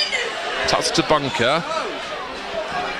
Plays to the right-hand side. Still options in the box. Goes to Bunker. Again puts the ball into the area. Wins up a corner. It's a bit gratuitous there because one of the best cross in. Ryan Innes just squaring up a little bit with Will Dean whilst they're waiting for this corner to be taken in. Corner to Forest Green. I think Horton's the player to take it. Played into the 6-yard box. That's better. And it goes to Mendu. Header goes just over the bar. Probably Forest Green's best corner since the goal. And there's a little bit of afters there in the penalty area. Who's that getting involved? Is that Babalola being wound up? I think it might be. The referee's just letting it go. 72 minutes gone. Forest Green Rovers 1, Truro 1. Time's running out. They're ticking away. Stone takes the goal kick long. And Mendy doesn't challenge for the ball first time. Wins the second though. Horton doesn't win the second ball though. And Innes wins the header, but it's all into Harvey. Harvey, so it's the left-hand side. Here comes a chance for Truro through Riley Lowe. Puts the ball into the area. Ister doesn't go for it. Mendy wins the important header in his own 6-yard box, and Dausch looks to clear, but keeps the ball at his feet. He's a bit of a man-on shout. He plays it to Kenji on the right, who goes up the line. Look on Babalola. He chases the ball down well. He's got Dausch in the box. Wins the free kick. Donnellan, the player taking him down, gets the yellow card for it, and that looked a little bit cheap. Oh, the yellow card was, by the way, for Josh Bowen, who has his first the yellow card for the Forest Green player or manager in the technical area a second ago. His first game for the club. Brought in as a first team coach officially. Coach, yeah. That free kick that Babalola won, I said, looked a bit cheap there. Yeah, I think so. I think he knew what he was doing. Gave Donnellan the yellow card as well on top of that. So free kick to Forest Green, Horton over it. It's not shootable. It's got 10 yards up from the corner flag, 5 yards in the pitch on the Forest Green left. Played powerfully towards the far post, and that was a better one. Goes off for a goal kick. Still don't get a shot on target from it though. Looking for Bunker might be in the target man there. And it's going to be a goal kick for Stone and Truro. Forest Green fans getting a bit frustrated. 74 minutes gone. And very much, Alfie, all three results very much possible. Yeah, exactly. And I think the game is beginning to heat up a little bit. Just that run of yellow cards as well, I think can sometimes bring a bit of life to the game. There's probably that first 20 minutes of their second half wasn't as great as what we thought it was going to be. But credit to Truro as well, because they look good on the counter-attack. They do. And Forest Green, you've got to say, look a bit vulnerable when they do attack. Kenji clears up the lines, gets blocked for a Forest Green throw. Babalola quickly plays it to Kenji to take the throw in. Throws it back to Mendy, who's gone back to playing a centre back. Babalola brings the ball down well, goes past a couple of challenges, forced back to Bunker. He finds Innes, who crosses the halfway line. Innes, right-footed, puts the ball in. Babalola shoved off the ball fairly, and it goes off for a Truro throw. It's a bit static at Forest Green at the moment. They've rolled the dice in terms of the subs. Ryan Innes sometimes gets shoved up top when Forest Green need to get a goal. Truro the throw down the line. Mendy sees it off another Truro throw. They get about 15 yards from it. Oxlade Chamberlain with the throw. He gets some distance on him. Does just that. And Mendy's just doesn't look 100% comfortable there. He wins up a free actually from free kick from Harvey. Harvey's going off a bit towards the assistant referee. You've got to be careful. He's on a yellow card for it already. You know what I mean about Mendy? I think he knows he's on that yellow card as Whitwell drives on forward from his own half.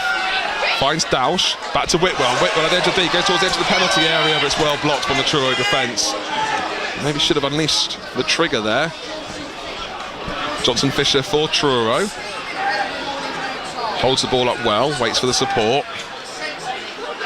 And they go back to the keeper of Stone. Yeah, Whitwell probably had a right to shoot the edge of the D there instead of taking an extra touch. Yeah, absolutely. And just going back to what you're saying about Tyler Harvey, I've really enjoyed the battle between him, Ryan Innes and Laura Mendy. I think it's been absolutely excellent this evening. 2,160 was the attendance today, including a very impressive 150-ish Truro fans. You hear 157 Truro fans, and fair play to them, it's a long way to come, 157 of them. Bunker to Whitwell. He's a man on shout, gets a bit late, but does find Mendy. Force going to push the men forward. Mendy gets dispossessed though, he's looking vulnerable. And Truro come away with it. Forest Green win themselves a throw. No, it goes Truro's way. And we keep saying it, Alfie, Mendy looking vulnerable. Yeah, no, I think there was just a bit of an appeal there for it to be a Forest Green throw-in, as it looked to go through the legs of Mendy instead of it actually taking the touch, but... Might come for his shorts, I think. But it's as the throw up the line from Oxlade Chamberlain. Finds Mendy, wins that header, and finds Whitwell. Dausch wins the back for Forest Green. Looking to find Babilola, who wins up a throw, which he looks to take quickly. Plays it to Kenji, who can't control it first time, gets the ball back second time though. Horton heads it to a Truro player who breaks on forward. He headed it straight into the path of Riley Lowe. And a free kick given away by Pemberton. Might be a yellow card from the referee. It should be, because it's been consistent. That's certainly what the Truro fans think. And Pemberton not getting anything for it. It's 12.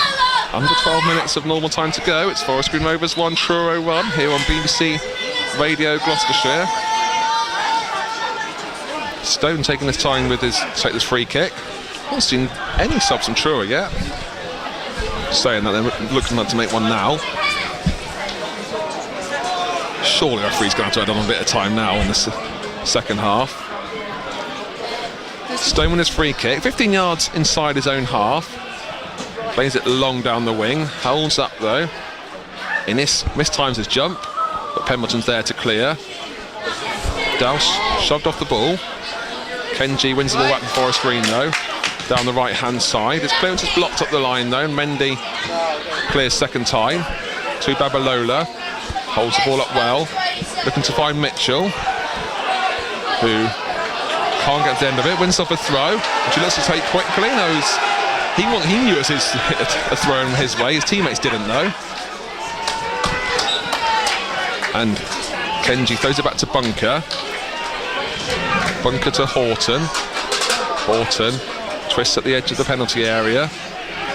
Truro well marshalled defensively. Kenji puts the ball into the box. Looking to find Dausch. He can't find Dausch though, and Innes picks up the clearance from Truro. Whitwell stops his run. Forest Green looking to break Truro down. It's one apiece here at the moment. Whitwell can't find Horton. Looking to win the ball back though. Does so successfully. And looks for options. Pemberton's one of them into this penalty area. Puts a bit of hit and hope ball into the box. And Forest Green, I don't know what they can do, Alfred, to break this defence of Truro down, who are playing superbly. Yeah, I was going to say, they are really holding their line, and here come Forest Green once again. Mitchell leaves the ball to go over the top of him, goes off for a goal kick, fizzles up to nothing, and here comes the first change for Truro. Luke Jeff got to come on. It's going to be Tyler Harvey coming off. He knew he was going off, so trots away from the technical error, although he's doing his shoelaces up now as Harvey. He's getting subbed. He knows he's getting subbed off. Still doesn't come off as Harvey. Now eventually applauds the travelling fans. He's got to be quick. He gets his second. He can still get a yellow card and he's sent off.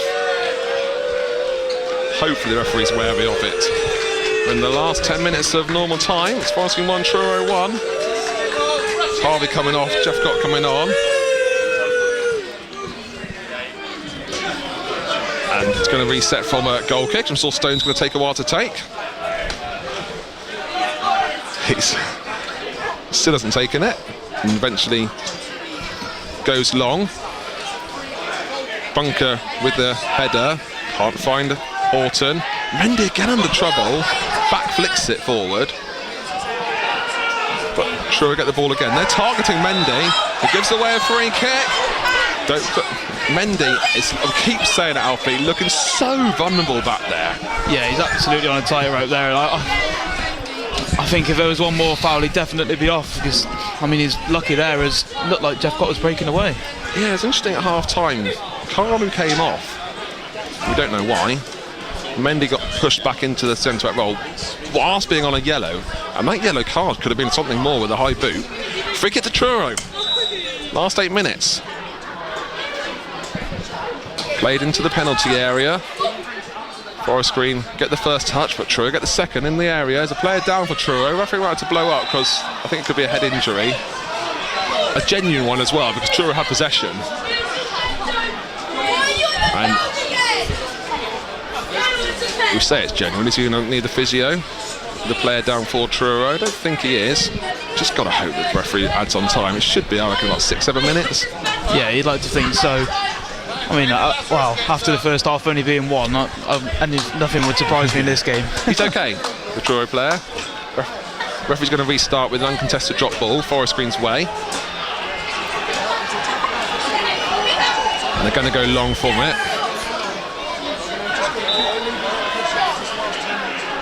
Actually, they go back to Eistead. He's going to play it long. Forest Green going towards, let's say, panic stations, but it's Babalola can't win that ball convincingly, and Truro come away with it. They go down the wing. Mendy gets a touch back to Eistead. Deals with it well past Jeff Gott, the sub.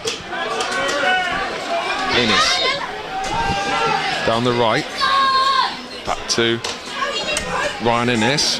You've got to think, Alfie, Forest Green need to chuck the kitchen sink forward. Savage always says if it's a draw, he's going to go for the win. Innes forward to Babalola. Easily shrugged off the ball, and Truro come away with it. Brought down by the chest of Jeff Gott for Truro. Mendy to Ryan Innes. To Bunker. To Pemberton. Finds Whitwell, unmarked, 40 yards away from goal. Goes closer, tries to find Babalola, he can't do, and Truro again come away with it, looking to be vulnerable here. They go for a long-range shot, as Eistead was not really off his line, and it trickles on the ground. Audacious shot there. Still one apiece. Forest Green frustrated at the moment. Savage, heads and hands. Sees it, falls to Babalola. It's a powerful shot. What a save that was from Stone. Mitchell found him well.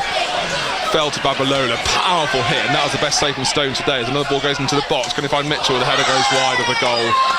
But what a chance that was from Babalola. Yeah, great link-up play between the two strikers. Cairo Mitchell just knocking it down onto Babalola, and what a powerful effort, and even better save from Aidan Stone. I don't know what Babalola could have done there, really. Maybe went for a bit more place and went for power. But Stone watched to his right-hand side.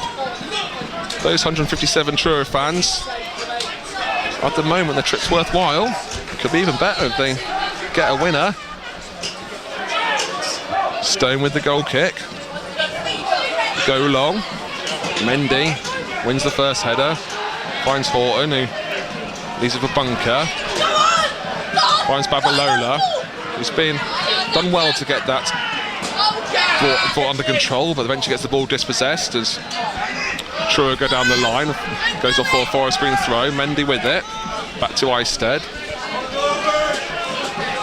Looks at Forest Green are playing what's 3 strikers down there as well. They're just pushing the men forward. Innes with an awful ball, and it's gifted straight into the pass of Hassini. He goes down the left-hand side, finds Johnson Fisher. Truro put the men forward. Could this be the upset from Truro? Edge of the area with Johnson Fisher. Goes past Pemberton. Whitwell gets a challenge in, but Bunker comes away with it. Finds Horton. He's under a bit of pressure. Gets dispossessed. Suddenly Truro just winning everything. Horton looking a bit vulnerable there, and Pemberton clears up the line. That was just going for safety, and that could have been a chance of Truro. Well, I was going to say, just in this last 2 or 3 minutes, Truro looked the more likely, but here comes Forest Green. Forest Green, man of the match, has been given Harry Whitwell. Whitwell with the ball into the box. It's blocked. Might go for a Forest Green corner. That goes into the hands of Stone. Forest Green, is it time to chuck everyone forward? What, in the last 2 minutes of normal time? Stone drops the ball. Eventually does go long. Savage says he'll always go for the win, as Mendy's clearance isn't the most convincing. And Truro get the ball back. In the last few minutes, you're right, Alfie. Truro look more likely to score. Forest Green through Whitwell, go up the right-hand wing though. Surely it's a free kick. Yes, eventually referee blows up. When does he chuck in this going forward? But Truro look vulnerable in defence, and on the counter-attack. Yeah, absolutely. And I mean, before Tyler Harvey had gone off, he was giving Mendy and Innes some absolute problems, and Luke Jeffcott looks to be doing the same here, but good chance for Forest Green from this free kick here. Chance to put the ball into the box with Bunker. Does just that. Straight into the hands of Stone. That's another poor free kick from Forest Green. They haven't been the most convincing today. As Stone plays it long. Savage on his haunches, but here comes Truro again. Pemberton out jumped. Innes clears to Bunker, who goes back to Eistead, who has to clear because the ball's played back to him. He can't use his hands. Might find Babalola down the left-hand side. Babalola keeps the ball on well. It's a touch past his man, but Truro get the ball back to Oxlade Chamberlain. And they go up the wing, do Truro. Mendy's committed himself. Demon goes forward. Got options to the left if he can find Johnson Fisher, who's got space. Truro pushing the men forward. They're getting there quicker than Forest Green. Pemberton charges the ball down and might be able to clear. Does so, finds Whitwell in his own area. It gets dispossessed, but finds Pemberton, who clears to Horton. Horton might have a chance to go forward himself. He's got options to the right of Mitchell, the left of Kenji, the middle of Babalola. Goes himself as Horton. To the edge of the box, wins himself a free kick at the edge of the area, and this is Horton territory. Yeah, absolutely. Great run from Nick Horton there, and rightfully wins a free kick right on the edge of the box. The referee's ordered the Truro players to go away there, as it's certainly a free kick. But good work from Horton. He had so many options. It goes himself. Saw a bit of Horton magic. So surely this is Horton territory as well. Could be a big moment for Forest Green. They got this free kick as we approach the last few minutes of normal time. It's Rochdale 1, Hartlepool 2. Rochdale getting the goal back there. Bournemouth currently top of the table as things stand. Forest Green's coming away with the point at the moment, but Horton over the ball, just to the keeper's right hand side, an inch away from the top of the penalty area. Nothing but shoots here. I think the referee's telling him to put it back where the spray went down. 4-man wall of Truro. Horton can he do something magical with it? Form at Simon Don. Horton with the free kick goes wide of the goal for a goal kick, and only 4 minutes of time on Alfred. Surely it should be more than that. Yeah, that's very surprising. I think Robbie Savage is just having a word there with the fourth whistle, as he's just as unhappy as most of these Forest Green fans are around us about the decision. Can't see why it's only 4. There's definitely been more than that. But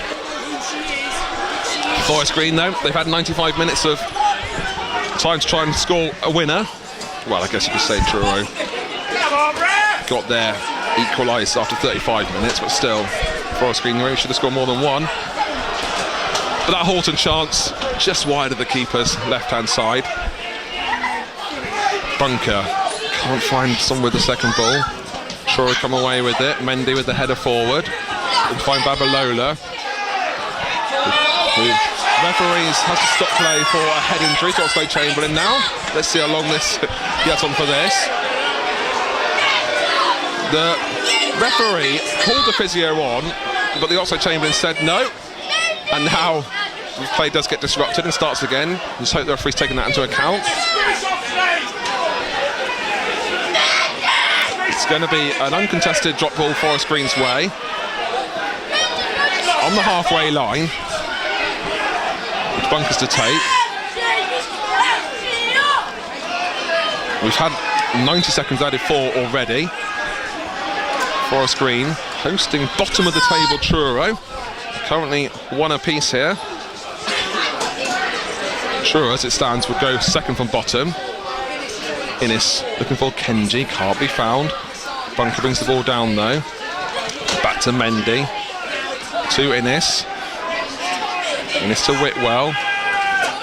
Goes past one, storms towards goal. Looking to find Mitchell. It's just too congested there. The ball balloons up into the night sky. Goes to Pemberton. Puts a bit of a nothing ball into the box and Truro come away with it. Mendy brings the ball down though. Can't find Kenji and Truro clear up the line. Isted should get there first. He does. And finds Mendy, who crosses the halfway line.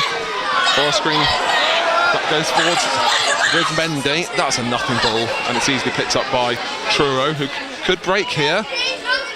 And Forest Green, they were better in the first half, but they suddenly again their second balls they're on it.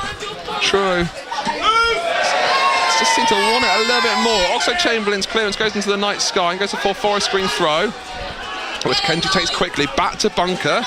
We've had almost 3 minutes added for.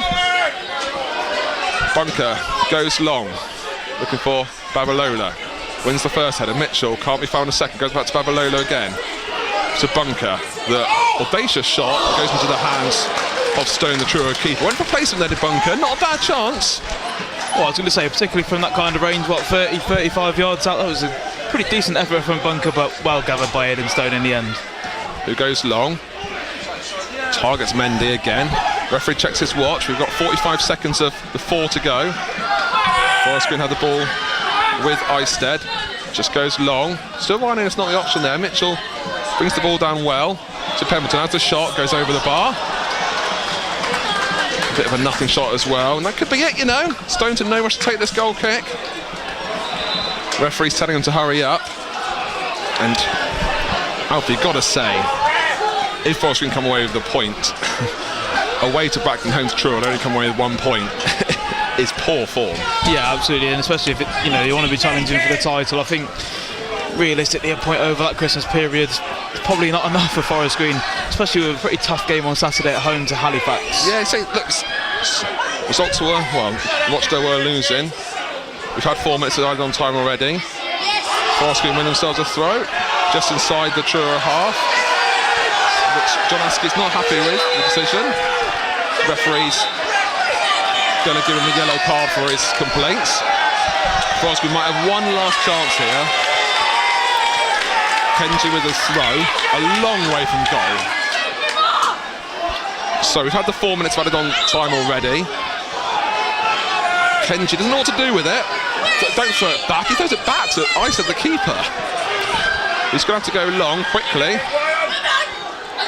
Looking for Innes, who wins that first header to Horton and gets dispossessed. Whitwell wins the ball back though, puts the ball into the area. Innes is there with the header, goes down, she does a tap in, and it's scrambling in, and it goes into the hands of Stone and White. Somehow he blocks that. It just seemed to be on there to be tapped home from Doush, and somehow Stone got there with another good save. Yeah, it was certainly Doush's effort, and what a brilliant stop from Aidan Stone, and that might have just rescued at least a point for Truro. It does too. Truro come away with a point. those 157 Truro fans are absolutely ecstatic. Who can blame them? Forest Green had a chance to win it there with Ryan Innes, who tapped the ball down. It looked to be Dalsh to hammer home. Somehow went to the hands of Aidan Stone. But Alfie, a point home to Truro, who started the game bottom of the National League table.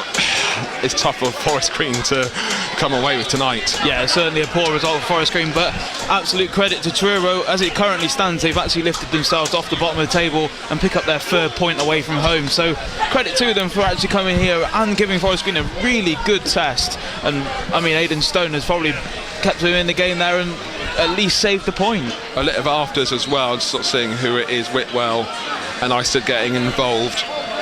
We'll try and give you reaction from Robbie Savage before 10 o'clock today. In reality, I think it'll take him a while to come out of the change rooms and talk to the media, so you'll be able to hear reaction from him on the BBC Radio Gloucestershire breakfast show tomorrow morning. Back in the studio, Paul Foley will give you the full-time scores elsewhere, but it looks like Rochdale currently losing. Bournemouth will be top of the table with their 2-1 victory against Solihull. But that means absolutely nothing if you can't take 3 points yourselves, and Forest Green have only come away with a point here at the new lawn. Do you think they'll be putting Forest Green again after half an hour with a well-worked corner routine? But only 5 minutes later, Johnson Fisher did really well on the left-hand side, finding Deeming in the penalty box. After that, Forest Green have had chances, but not as many as you'd expect. You've got to give a lot of credit for Truro. The way they took their shape was, the way they frustrated Forest Green. Yes, Forest Green had chances with Babalola with that powerful shot, doused towards the end. But it wasn't to be, as Robbie Savage applauds the fans around us. And fair play to Truro, and there's 157 travelling supporters from Truro. Join us on Saturday, and Forest Green host Halifax. Full commentary on BBC Radio Gloucestershire. Listen to the BBC Radio Gloucestershire breakfast show tomorrow morning for reaction from Robbie Savage. Full time here at a frustrated new lawn. It's Forest Green Rovers 1, Truro 1. Match night. BBC Radio Gloucestershire. Billy Hunt and Alfie Ryan, your commentary team at the new lawn. Your thoughts, very welcome. You can text 81333, start your message with the word Gloss. Those pesky standard network rates apply. You can WhatsApp message 08000 321 333. Once again, start your message with the word Gloss, or alternatively, on what used to be Twitter and is now X, you can just put the handle at BBC Gloss anywhere in your posts. They'll reach me as well. Join us this Thursday. Kick off your new year with 4 straight days of commentaries here on BBC Radio Gloucestershire. On New Year's Day, we're at the Cheltenham Racecourse with updates from the big races. Then at 3 o'clock, Cheltenham Town start 2026 at Crewe in League 2. Then on Friday, we'll take you to Newcastle with Gloucester Rugby for a 7:45 kick-off in the Prem. And then on Saturday's match day, Forest Green Rovers host Halifax Town in the National League at 3. And then on Sunday, we're back with Cheltenham Town at home to Crawley Town at 12 midday. What a start to 2026 with BBC Radio Gloucestershire Sport. 4 days of consecutive sport coming up. We're gearing ourselves up for it. That's the way to get rid of the excess Christmas fat, isn't it? Consumed over the festive season. We'll also get you across all of the full-time scores from tonight's games, and we'll also look back at 2025 with one of the award winners announced, or the honours recipients announced today. Congratulations, of course, to Gloucester Hartbury co-captain and England captain Zoe Stratford. Was known until the autumn as Zoe Aldcroft, captained her country to World Cup success in women's rugby, and then took on her husband's surname for the start of the PWR season, having got actually married over a year earlier. Yeah, so Zoe Aldcroft, no more. Zoe Stratford from now on. I spoke to her about it, and she said, well, it's just not a big thing. Oh, okay, fine. It's thrown me, mostly because I've got to remember to say Zoe Stratford and not Zoe Aldcroft. But there we go. We'll hear from another honours recipient, Ella Toon, who's also getting something in the New Year's honours list. We'll hear from her, and also Ian Botham and Joe Hart on the relative merits of choosing their own individual sports ahead of, in both of them's case, cricket over football, and in Hearts' case, football over cricket. Let's get you those full-time scores then, or the latest scores in the situation. Let's give you the Premier League for starters, because there were four earlier kickoffs in there. Burnley 1, Newcastle 3, Chelsea 2, Bournemouth 2, Nottingham Forest 0, Everton 2, West Ham United 2, Brighton and Hove Albion 2. Latest scores in the 8:15 kickoffs: Arsenal 2, Aston Villa 0. Villa's long unbeaten run looking like it's going to be coming to an end. Arsenal will power on at the top of the table. And at Old Trafford, Manchester United 1, Rob Edwards' Wolverhampton Wanderers, bottom of the table, remember, only 2 points so far this season, 1. On course to increase their points total by 50% tonight if things stay as they are. 72 minutes gone at Old Trafford, 71 minutes gone at the Emirates in those Premier League games. Let's get you the full-time scores from as many National League games as we can. Still going at Aldershot, where it's Aldershot 4, Wealdstone 1, 93rd minute there. Results: Altrincham 1, York City 2, Boreham Wood 2, Solihull Moors 1, Boston United 1, Brackley Town 2, Carlisle United 1, Morecambe 0. Three of those teams winning tonight. Carlisle, Boreham Wood and York City all now above Forest Green Rovers. Carlisle go above Rovers as well after it finished Forest Green Rovers 1, Truro City 1. Still going at the Wham Arena, home of Accrington Stanley normally, but temporary home tonight of Rochdale. Rochdale 1, Hartlepool United 2, 84 minutes gone there. Scunthorpe United 2, Gateshead 0, Southend United 1, Sutton United 0, Tamworth 0, Halifax Town 2. Halifax, who are Forest Green's next opponents on Saturday, winning then, go into the new lawn in good form off the back of winning 2-0 at the Lamb. Woking 0, Braintree 1, and still going at Hewish Park, Yeovil Town 1, Eastleigh 1, 94th minute there. We will get you all of those confirmed rundowns and then I will give you the table. But at the moment, Boreham Wood going top, Forest Green dropping to 5th below Carlisle, who go up to 4th. Those are the headlines. Of course, that can still change if Rochdale are now 1, Hartlepool 2 is now a confirmed full-time result. So Rochdale slip up and Boreham Wood go top of the National League table. That is confirmed. Now, we'll get you the full rundown once all of those scores are in. So let's turn our attentions, as promised, to the honours, because what a year it's been for women's sport, as well as Gloucester Hartpury's England Rugby World Cup winning captain Zoe Stratford receiving an OBE in the New Year's honours list. Congratulations to her. Several members of the England 2025 Women's Football European Championship winning team are being recognised as well. Manager Serena Wiegman becomes an honorary dame after overseeing successive successes in both 2022 and earlier this year in the Euros, and also in between leading them to a World Cup final as well. Lionesses captain Leah Williamson becomes a CBE, and Alex Greenwood, Kira Walsh and Georgia Stanway all become MBEs, as does Ella Toone, who's been talking to the BBC's Claire McDonnell. I'm so proud to achieve something like this and to be recognised. It's amazing, and yeah, I think it won't sink in for a while. Who was the first person you called when you got the news? I rang my mum and told her, and she was buzzing. She was like, "Oh, I'm going to have to get an outfit for when we go and get it." But yeah, then when all my family knew, they were all messaging me and all my friends. And yeah, it's been amazing to see the support from, everyone around, teammates, past and present, and family, friends, and a lot of people from Tilsley as well, who were really proud. So yeah, it's been amazing. And you're not alone, because Leah Williamson has got a CBE, Alex Greenwood MBE, Kira Walsh MBE, Georgia Stanway MBE.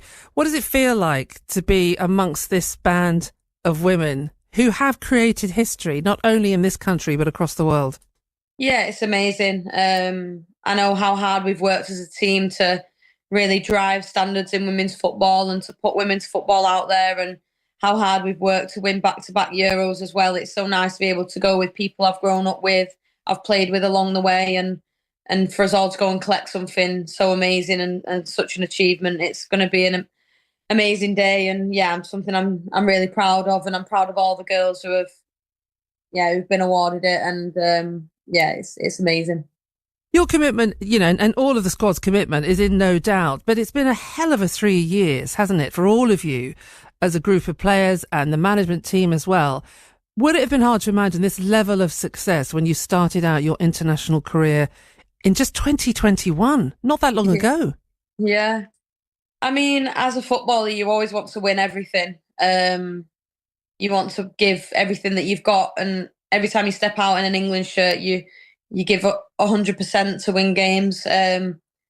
And it's something you always dream of when you're a little girl, and you're playing football on the street in your England kit, that one day you'll play for the first team and you'll win a major trophy for your country. So that's always been a dream. But I think it's been a whirlwind of a few years. We've won back-to-back Euros. We've got to a World Cup final. And along the way, we've inspired the next generation and made a nation proud. And it's something we should be really proud of. And I know that we're only going to push even harder, hopefully win more things, and inspire a lot more people. And talking of when you were a little girl, you've probably seen the video of you at the cliff in Salford when you were, I guess, under 10s, and you're kicking the ball around. When you kind of look back and see yourself as that young girl, it must seem quite, unbelievable that you, in such a short space of time, have achieved all of the dreams that you had at that age. Yeah, I loved watching that video back when it came out. It just made me realise, those were the days where I fell in love with football, and all I ever wanted to do was maybe one day play for Manchester United, maybe one day play for England. And now when I look back, I've achieved so much. I'm now at the club that I grew up loving and supporting, and I've played for England, made my debut, scored loads of goals, won trophies, and it's still a pinch me moment. I don't really have time to sit down and really reflect on the years that I've had, because I only want to keep pushing and achieving loads more things. But I think it's things like this and being awarded an MBE where you can really sit back and realise what you've done for yourself, but for your country as well. So like I say, I'm just so proud, and I know all my family and friends are as well. Ella Toone, congratulations to her. Now, Ella Toone, MBE in the New Year's Honours List, speaking to the BBC's Claire McDonnell. Let's give you updates then from the Premier League. 4 results in earlier, 2 games still going on. Now, Arsenal 3, Aston Villa 0. Leandro Trossard with the Gooners, 3rd goal on 69 minutes. Still Manchester United 1, Rob Edwards' Wolverhampton Wanderers 1 at Old Trafford. 9 minutes to go plus stoppage time at Old Trafford, 12 minutes plus stoppage time to go at the Emirates. Full set of results now in for the National League. Let's go through them all for you. Aldershot Town 4, Wealdstone 1, Altrincham 1, York City 2. Altrincham had German sent off in the 16th minute when it was still goalless. York winning with a 91st minute goal. Borehamwood 2, Solihull Moors 1, Boston 1, Brackley 2, Carlisle 1, Morecambe 0, Forest Green 1, Truro 1, you know all about, Rochdale 1, Hartlepool 2. That game not played at Spotlands, instead played at the Wham Arena, home of Accrington, while work is done on Rochdale's pitch. Scunthorpe United 2, 10-man Gateshead 0. Melbourne sent off for Gateshead when it was goalless in the 35th minute. Southend 1, Sutton 0. Tamworth 0, Halifax 2. Halifax go to Forest Green on Saturday. Woking 0, Braintree 1 and Yeovil 1. Eastleigh 1 are the ways in which it has finished tonight. Let's give you then that table, which is now the final table after all 24 teams played tonight. Top, Boreham Wood. Who would have thought that at the start of the season? 53 points from 24. Then on 52 points, it's York played 24, Rochdale played 22, Carlisle played 25. Then in 5th, Forest Green on 50 points from 25 games.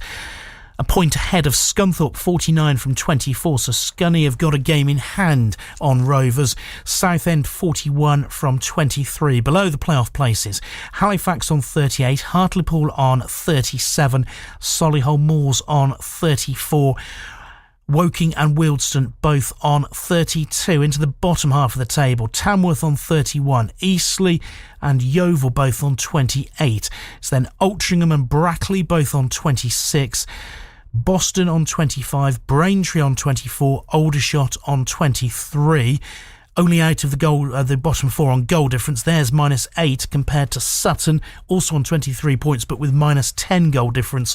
And below them, Morecambe on 20, Truro on 19, Gateshead on 19. Truro's draw tonight takes them off the foot of the table. Their goal difference -21 compared to Gateshead's -30. Work to do for Forest Green then in the remaining 21 games left of the National League season. Now, does the dominance of football negatively impact other sports, and in particular cricket?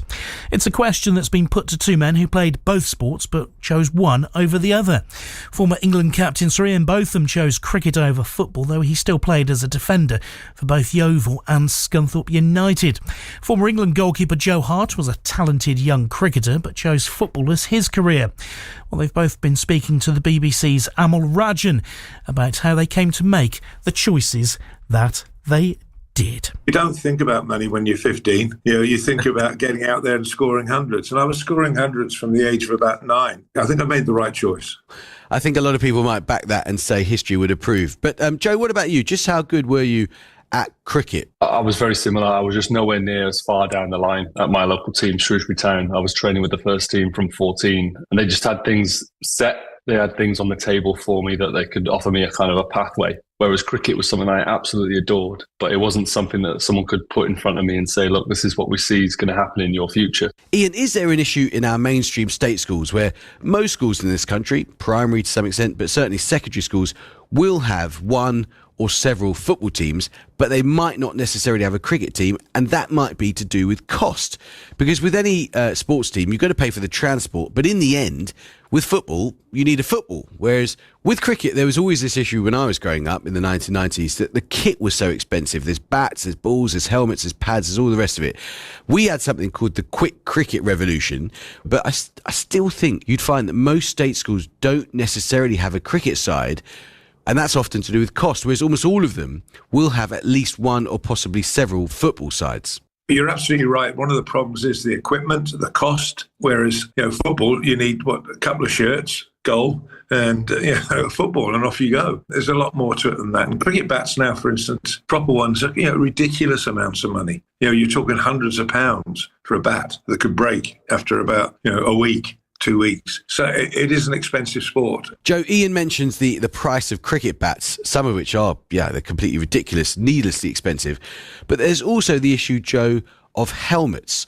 So safety regulations that are being brought in now mean that young players have to bat with helmets. Do you think that those sorts of safety regulations, which add to the cost, might, as it were, cost us future great cricketers as well, Joe?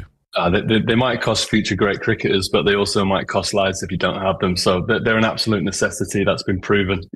Cricket done wrong is dangerous. No getting away from it. I don't think when you've actually got the equipment and you've got the ball hitting the helmet or whatever, but you need to play on good surfaces. And that's the other problem. Whereas football, you can play in a field. It's a case of making the best of what you've got. But it's a lot easier to do that with football than it is cricket. Joe, you moved very successfully into football punditry, of course. There's this argument you often hear from traditionalists in cricket who say it was a big problem for English cricket that it came off terrestrial television. Everyone agrees that, Sky Sports have been fantastic broadcasters, but do you think that cricket has lost out a bit from coming off terrestrial TV? Because you never hear people say that about football, really. I think maybe that would have been the case maybe 10 years ago. I think that would have been fair. But I think now it's so accessible for, like kids nowadays, I sound old, but kids nowadays, they don't necessarily watch like a TV. They wouldn't even know how to put a TV on and flick through channels 1 to 5. It would all be done digitally, and they all know what they're doing and how to get it. And often cricket and football and all other sports are watched through clips. Ian, would you go along with that? When I first joined Sky 25 years ago, or whatever, it's 26 years ago, their objective was to make people think they're at home and sitting in their armchair, but they're actually there with the players, because they brought in all extra different cameras and shapes and sizes and etc., things going across the sky and all sorts. But now they paid so much money for the football rights. There's no one here, no Sky team here in Australia for the Ashes. Yeah. Now that is worrying. It's an interesting debate, and it's one that will rage on. Cricket or football? Does football take over everything? Well, tonight's football takeover hasn't brought Forest Green any points. Well, more than 1 point. They've had to settle for just a 1-point match result tonight. They next go into action on Saturday at home to Halifax. Join Steve Kitchen for that one. Join me for New Year's match day from Cheltenham Races with commentary of Cheltenham Town away to Crewe Alexandra. From me, Paul Furley, good night.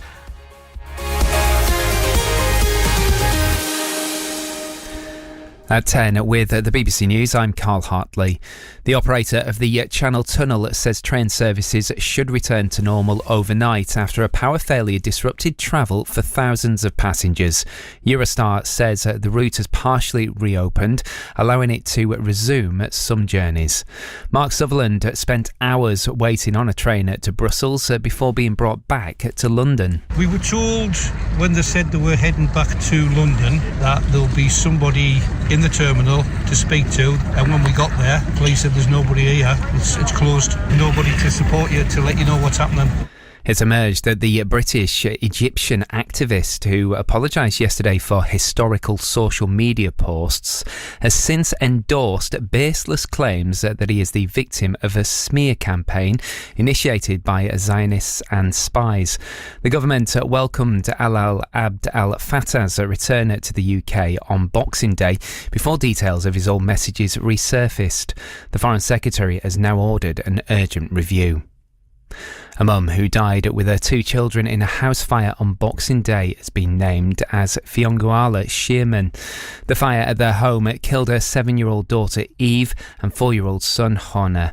The Reverend Peter Francis says they've opened the church nearby so people can come and grieve together. It's just been such a terrible tragedy, and I think there's just been a real sense of shock and grief. For some people, the events they see are the sorts of things they see on television, but they never imagine happening in their local community. A man has been arrested after 5 people were assaulted with what's thought to have been a crowbar in a hospital on Merseyside. Those injured were treated by paramedics at Newton Community Hospital in St Helens, and it's understood none have life-threatening injuries. The oldest surviving victim of the post office IT scandal says she feels humbled to be made an OBE. 92-year-old Betty Brown had run the Anfield Plain post office in County Durham until 2003 and was one of more than 900 sub-postmasters to be wrongly prosecuted. She says the fight isn't over until everyone receives justice. For what they've put us through and what we have stood solid and faithful for. I did it for justice. I did it because they're so wrong in what they've done and what they're still doing. And German police are investigating what appears to be a brazen heist at a bank. Thieves used a large drill to smash into the vault room and empty thousands of lockers containing cash, gold and jewellery worth around €30 million. So that's around £26 million. You're now up to date. It's 3 minutes past 10. The Late Show.